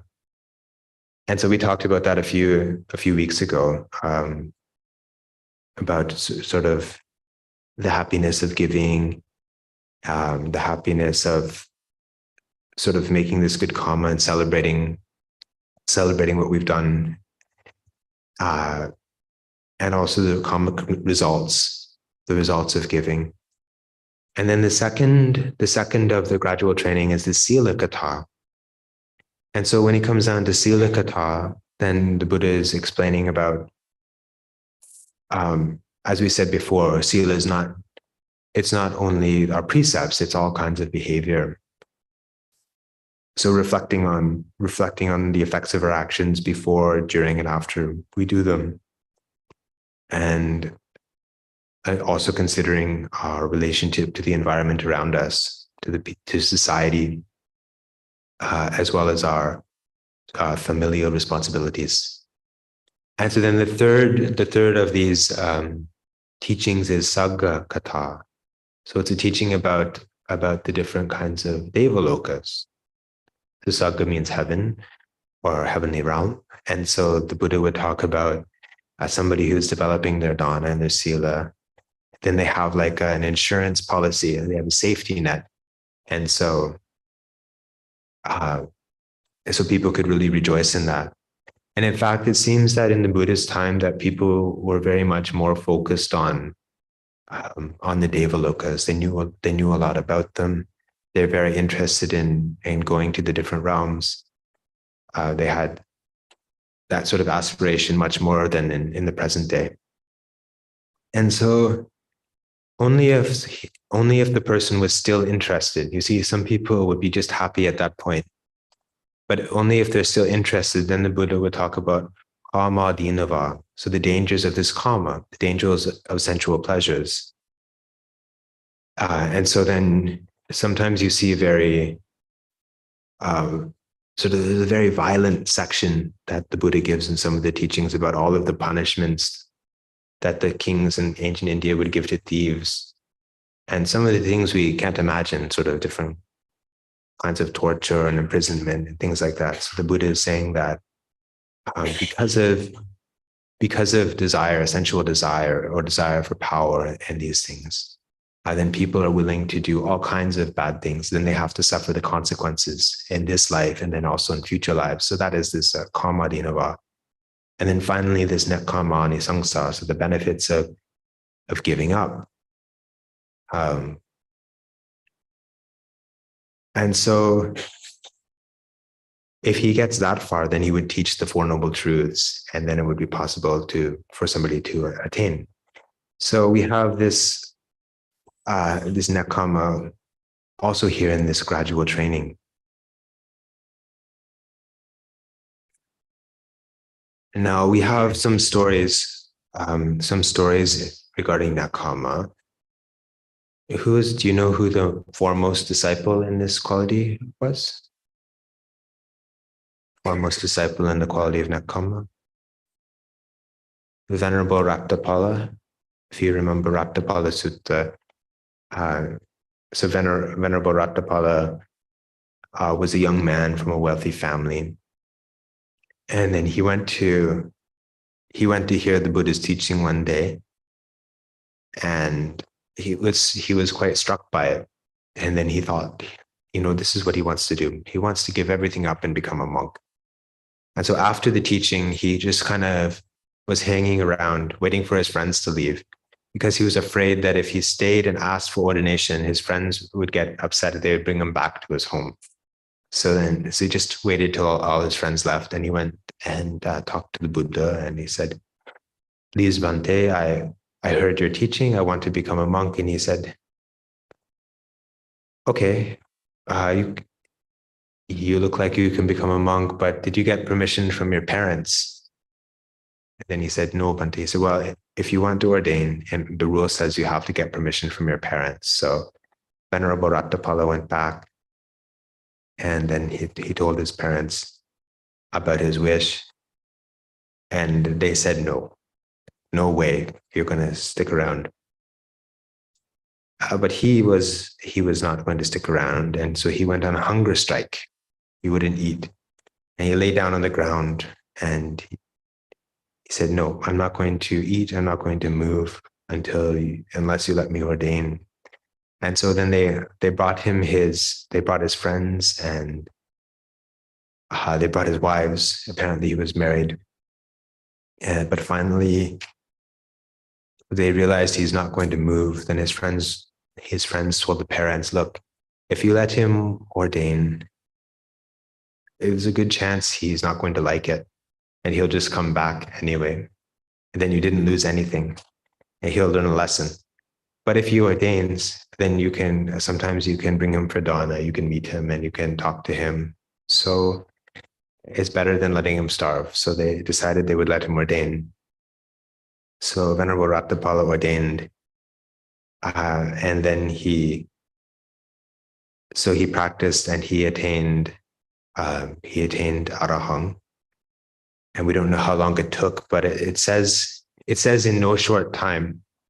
But it must have been a bit of a long time, because when he came back to his parents' house, no one recognized him except for the slave girl. So we think it must be at least a few years that he was gone. And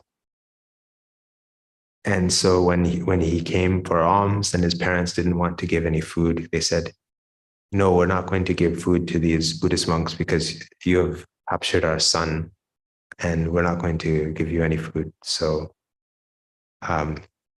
but at that time, then the slave girl was out back, and she was cleaning up the kitchen. So she was throwing out the water from from cooking the rice or something. So he asked, "Oh, are you going to throw that out?" She's like, "Yes." "Okay, in that case, you can throw it in this bowl." Then so she did that. But maybe because in those days the servants were close with the children, so she recognized, oh, this is our master Rattapala. So she went and she told the parents. The father came out and invited him for a meal, but he said, "No, I've already finished. Maybe he had the practice of eating only once, right? Some of the monks only eat one meal. So no, I already had my meal. I won't eat another one today." So, and then the father invited him to come back the next day. And so then there's a story, then the sort of a long scene. And the next day they get his previous wives try to tempt him into disrobing, and they bring a cart of gold and things. It's a long story, but so Venerable Rattapala maintains his monk life. And then he goes off, and the second part of the sutta, he meets a king. And I think it's King Koravya, but I can't remember clearly. And so that king is quite elderly, and he sees Venerable Rattapala meditating, and he goes up and asks him about why he went forth. He said, you're a young person, but something bad must have happened, right, to you if you want to become a monk. Maybe your family died, or maybe your girlfriend died or something, so you wanted to become a monk. And so Venerable Rattapala talks to the king, and he gives him a teaching about impermanence. So he's talking about and it seems the king's wisdom faculty is not very high. So the king asks, like, the world is swept away. What does it mean? And so Venerable Rattapala gives some similes to answer these questions. Sort of, do you remember when you were a young man? He's like, yes, I do. I remember. Then were you strong? He's like, strong. I was the strongest. Then I was the best on horseback. I was the best warrior. I was so powerful. I was like 3 men. And he said, how about now? Are you the strongest in your kingdom? He's like, no, now I'm 80 years old and my body's not working properly anymore. And so Venerable Rattapala explains, oh, this is the meaning of this, the world is swept away. And so we have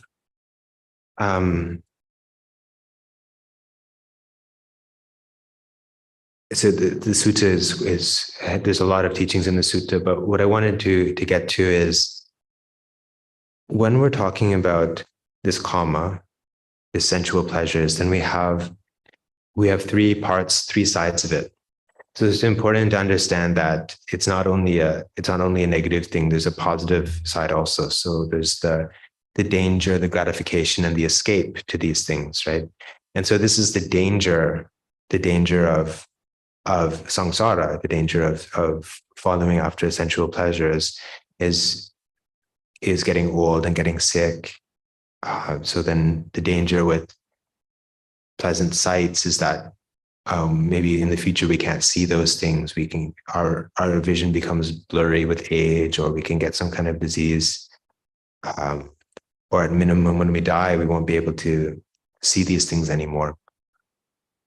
Or sometimes our fortunes in life change, and then we're used to, somebody might have been an artist, and then for whatever reason, they can no longer work as an artist. They have to work as something else, and they don't get to see the beautiful sights that they like to see.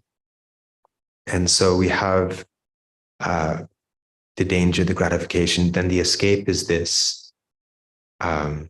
is not delighting in these things. And so in a way, this nekkhamma, we can say it's not exactly renouncing. It's more like this non-delighting. It's turning sort of towards, from this amisa sukha, from this happiness in material things, to this niramisa sukha, the happiness of non-material things.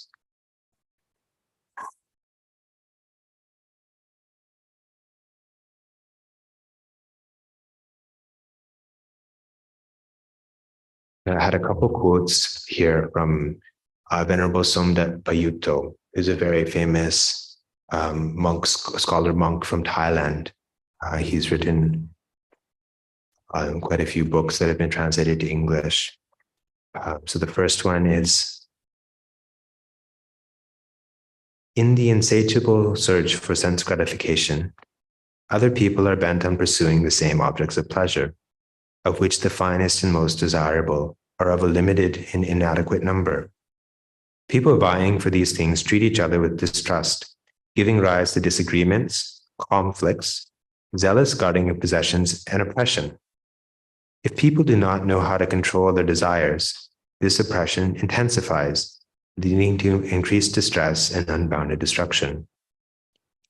Even if one does own these material things to one's heart's content, they may disappear. And even if they do not disappear, they may lose their appeal, either by undergoing change themselves or as a result of a change in the individual. In any case, they must eventually decline and disintegrate.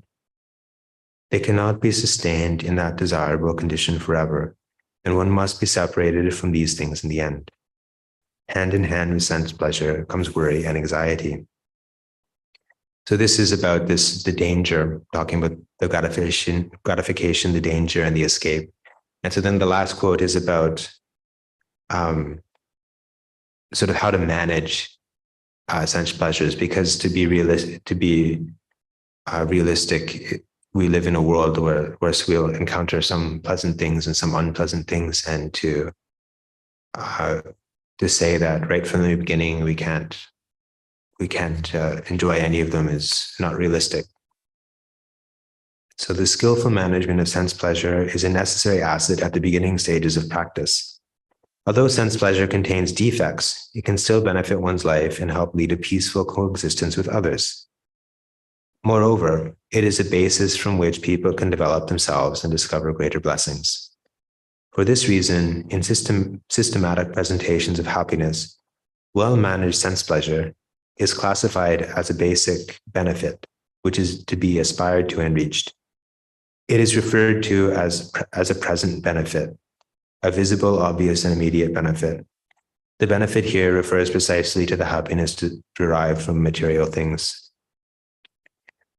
So this will depend on like the particular situation in your life, right? So if you have a family, then this might mean, it might mean having a nice car or something like that. Then it's not necessary to get like the oldest and most beat up car. You can have a very nice vehicle or something like that. And then for the monks and nuns, then it means that we have like allowances. We're told like we're supposed to be satisfied with living under a tree, but if somebody gives us a better place we can live, we're allowed to live there. So if our karma allows to have like a nicer kuti with a nice meditation path, that's also allowable. Whereas like within the limits of the Vinaya, we have certain limits in the Vinaya. So that's what I wanted to say about this nekkhamma. We have 7 more parami to do. I don't know if we're going to have enough time. I thought we were going to do them over the course of the year, actually. And so I thought maybe next time we could start with Anya parami, because now next month we don't have a SEAL program. And then the month after, then in January, we have a 6-day retreat. So, so I think next time, so I'm going to introduce Panya, which is the 4th parami today. We won't deal with it in full. And then maybe from future talks, we'll do 2 parami at one time. But so Panya is wisdom. And it's usually deep Panya is like seeing the Four Noble Truths. But it's also, in some places, it's defined as dispelling delusion, seeing the actual reality of things. Now, this is a bit problematic to think of seeing the reality of things, because in Buddhism, there are certain realities of things that every object has different aspects. And so the way we see it depends on the way we attend to it. So we talk about manasikara. So we have yoniso manasikara or ayoniso manasikara. So wisely attending to things or unwisely attending to things. So when I say that, saying that seeing things as they actually are, in a way, to put it that way, can be problematic, because it's possible to see things as they actually are in an unuseful way. So, for example, I'm sure none of you have this kind of view, but some people who start to study Buddhism without sort of having much contact with a Buddhist, to be frank, then they get this idea about anatta. Then they think that the main teaching that the Buddha taught was this non-self teaching, and they try to apply that in every situation. So then, I don't want to bow to the Buddha Rupa. It's anatta, it's non-self, or it's only rupa, right? And so actually, this is true. It's seeing things as they actually are. You can focus on the Buddha Rupa as just some kind of material or as anatta. But if you start out by focusing on it that way, then you're not going to reach Nibbana. And so we have, in the Buddhist path, we have like a goal-oriented path. And so one of the aspects of wisdom is actually to choose which one of these kinds of attending that we want to use. So for example, we were just talking about this nekkhamma. So we have the danger, the gratification, and the escape. Reflecting on the dangers of sense pleasures is useful for somebody who's having trouble getting energy for their meditation, or for practicing Dhamma, and they find themselves getting lazy, or they find their mind wandering in their meditation. However, for somebody who's suffering from depression or something like this, then it's not the time. When they're suffering from depression, maybe it's time to reflect on their generosity, or it's time to develop gratitude, or it's time to reflect on the qualities of the Buddha. So wisdom, wisdom has a guiding, so not just seeing, it also has a guiding quality. And if we look at where it should guide us, the Buddha has framed his teaching in many, many ways. I think if you're attending Bhante Pasarika's talks, he probably taught you many of them. But for most people, the Noble Eightfold Path is maybe the simplest way. And so if you try to look at a situation and see where does this fit into the Noble Eightfold Path, it will give you some idea where to direct the wisdom. Now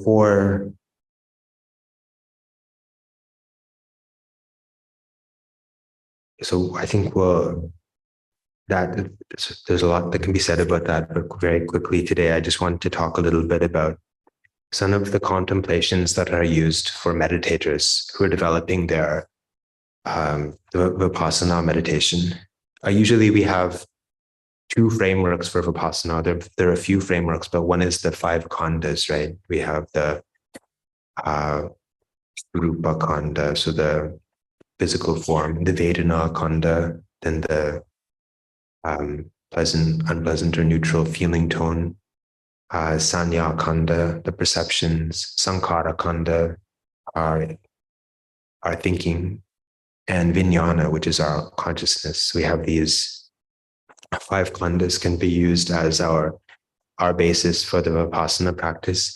And then the other common basis that's used is the Salayatana, so the 6 sense bases. So we have the eye, the ear, the nose, the mouth, the body, and the mind. So we have the 6 sense bases.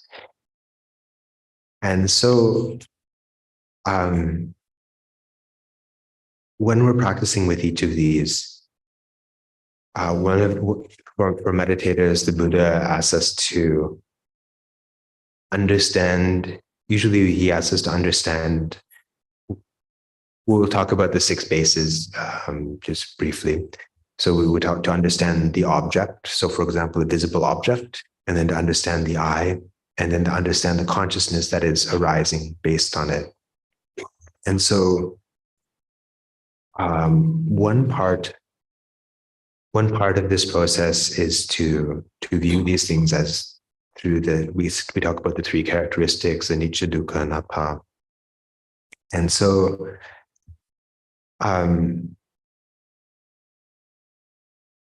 we have 40 ways of viewing these phenomena. Did Bhante teach you the 40 ways? So when you talk about anicca, then the Visuddhimagga has collected these 40 different ways from different suttas, from different places. So then we have different ways of viewing things. And so, for example, we have palokato is disintegrating. So things are always breaking apart. They're rising, breaking apart. And so then we can contemplate. And so this is usually for meditators whose practice is starting to develop. So they already have some basis of happiness in the meditation and can contemplate everything as breaking up. Then we have the factor of unenduring, aduvato. So things do not endure. And then we have viparinama dhammato, changing, right? They change. Or we have sankhakato tato. Sankhakato is formed. Things have come together. So they come together, they break apart. And so we have these different ways of viewing things. And so if we use these different kinds of contemplations, then we're able to develop our wisdom with regard to visible objects. And if we can develop our wisdom with regard to the visible objects or the audible objects or the tastes, whatever, if we can develop it quite deeply, then we automatically get this nekkhamma parami that we were talking about before, and we get the panya parami. That's why panya is so powerful. You see, if we can develop our panya high enough, then other dominoes start to knock down. So what it means is that if you can develop these perceptions with a strong mind, and then the perception automatically comes up, and then you don't feel like if a chance would come to break a precept, you wouldn't feel like doing that. You say, these conditions are just impermanent. It's not worth making bad karma. Automatically, this kind of thinking will come. And so you get your sila parami. And then you don't feel like doing something other than your responsibilities and your meditation and practicing the Eightfold Path. So then you'll have this nekkhamma parami and your virya parami, etc. So in the future talks, we'll talk a little bit more about panya parami, and hopefully we can talk a little bit about these ways of developing the meditation. So I wish all of you may be able to develop these 10 parami and attain nibbana as swiftly as possible. Sadhu, sadhu, sadhu.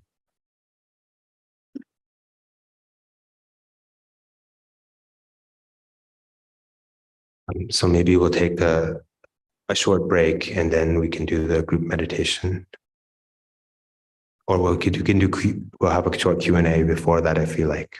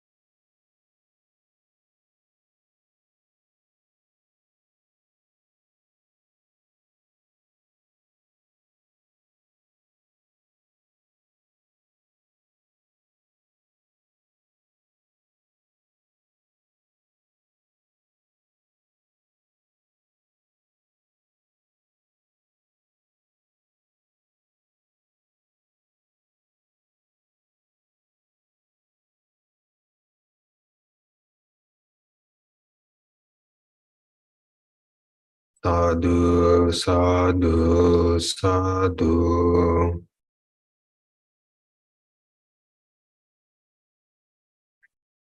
So normally Bhante Pasadika answers questions this time. Today we have to do an English Q&A. So are there any questions? It doesn't have to be about today's topic. It can be about any Dhamma topic.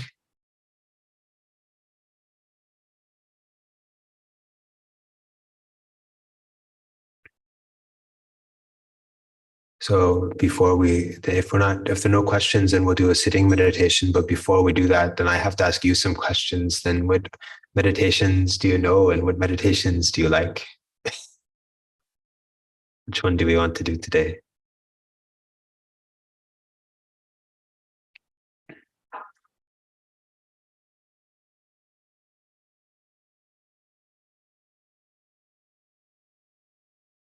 You do Vipassana this time.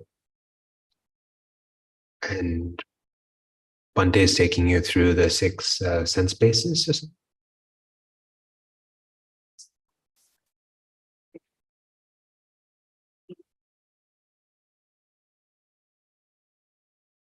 I just put half the whole total. You can. Okay.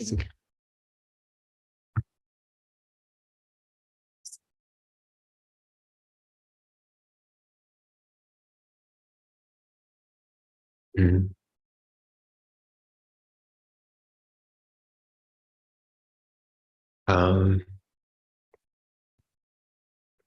Okay, so it sounds like Bhante is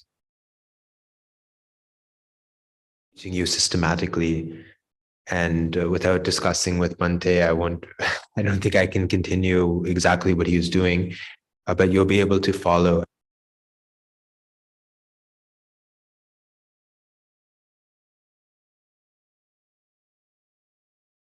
I'll ask you to practice Anapanasati, but we're going to do some simple contemplations that will match up a little bit with what we've been talking about today. So to develop this Nekkhamma Parami and the Panya Parami, it looks like the others are not coming, are they? Oh, so we'll just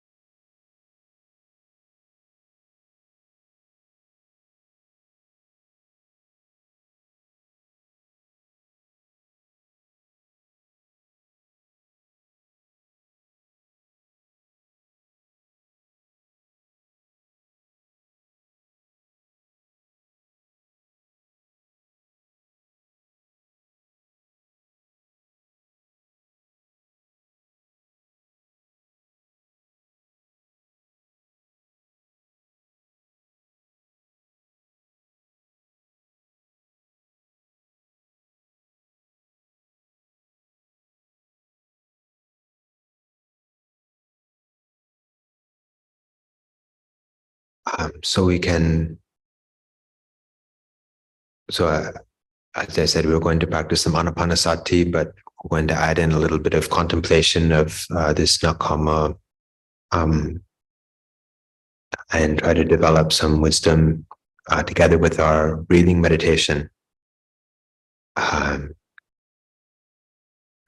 So would everybody please take a comfortable posture, and then the Buddha recommends that we have this ujung kaya, so we set up our bodies straight, and so it should be set up in a way that your spine is balanced and straight, so that it's not putting pressure on your lungs or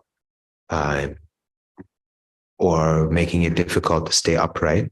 But you also don't want to be too tense. If you're too tense, it's difficult to meditate. So you have a relaxed but upright posture. And then you can start by determining to yourself that we're going to sit here for about 40 plus minutes, and for that time, my mind will stay with my meditation. Then we have our body here, we have a mind here, and then we're going to keep our mind internally. We're not going to let it go out to all the other things in the world. Even though there's some wonderful show on Netflix tonight that you could be watching, or you're going to meet your children after this, or you're going to make a phone call after this session. But for now, you give that up and you're going to focus on meditation. So you can bring your mindfulness to the body. You can feel your feet. What does it feel like on your feet? Maybe the floor is smooth. Maybe you feel something cold there. Or maybe if your legs are crossed, it feels warm.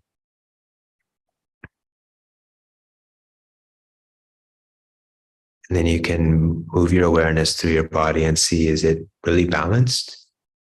Are you in a comfortable posture? Are my muscles relaxed?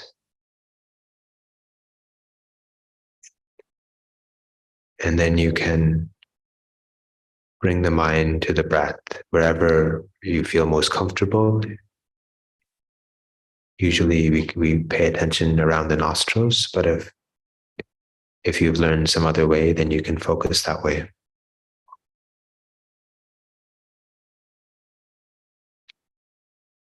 Now we've come here today, and you've come here and you've taken precepts and you've taken the day off here to dedicate to Dhamma practice. And when you do that, then this is giving up. And so in your mind, you can bow to the Buddha, and you can offer a flower to the Buddha, and you can say, I offer my practice today to you, to the Buddha, out of faith that temporarily giving up the diversity of sense pleasures for a day or for a certain amount of time, because I understand the benefits of that.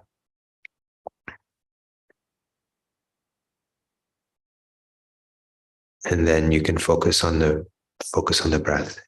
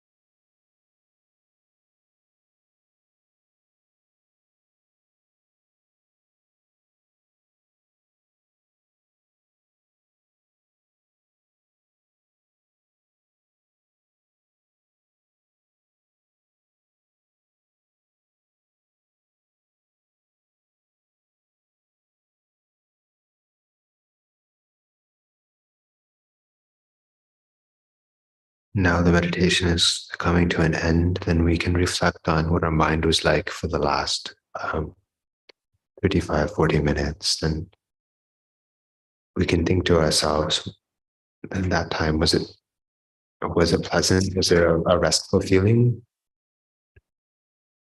And this time we're setting down all of these, all of the different and diverse objects of our lives, and we're setting them aside. We can say renouncing them temporarily to focus on the breath. And the Buddha talks about the pleasure in unity and pleasure in diversity. And so the meditation here, the samatha meditation, is this pleasure based on unity. And so hopefully that pleasure is coming for some of you, peacefulness and calmness and energy, allowing you to take a break from whatever's going on in your life.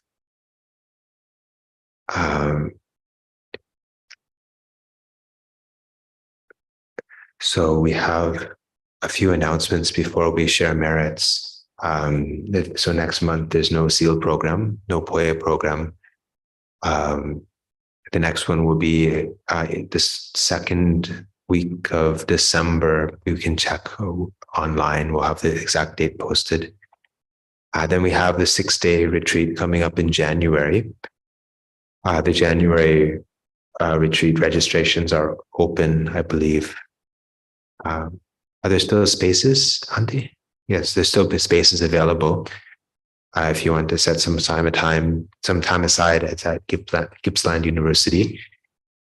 And also our Dhamsua roster will change because Bhante, you'll know that next month Bhante Metananda is going back to his monastery. He has a lot of duties, and Bhante Gautamananda also has to go back to Sri Lanka. So Bhante Buddha Vihare will be back to assist local Bhante with his teaching program. So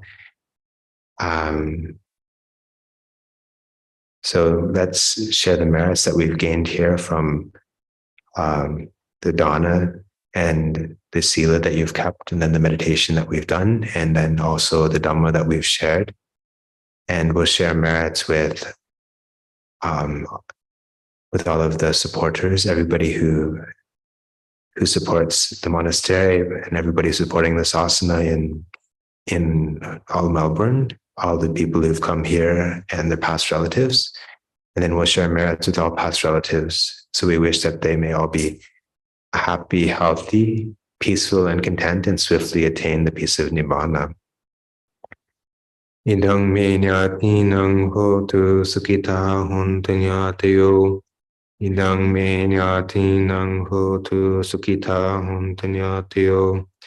Idang me nyatinang hotu sukita hontu nyatayo. Attavata cha mehi sampadang punya sampadang. Sambe deva namodantu samba sampatti sindhya. Attavata cha mehi sampadang punya sampadang. Sambe bhutan modantu samba sampatti sindhya. Idang me nyatinang hotu sugita. Oh, sorry. Attavata cha mehi sampadang punya sampadang.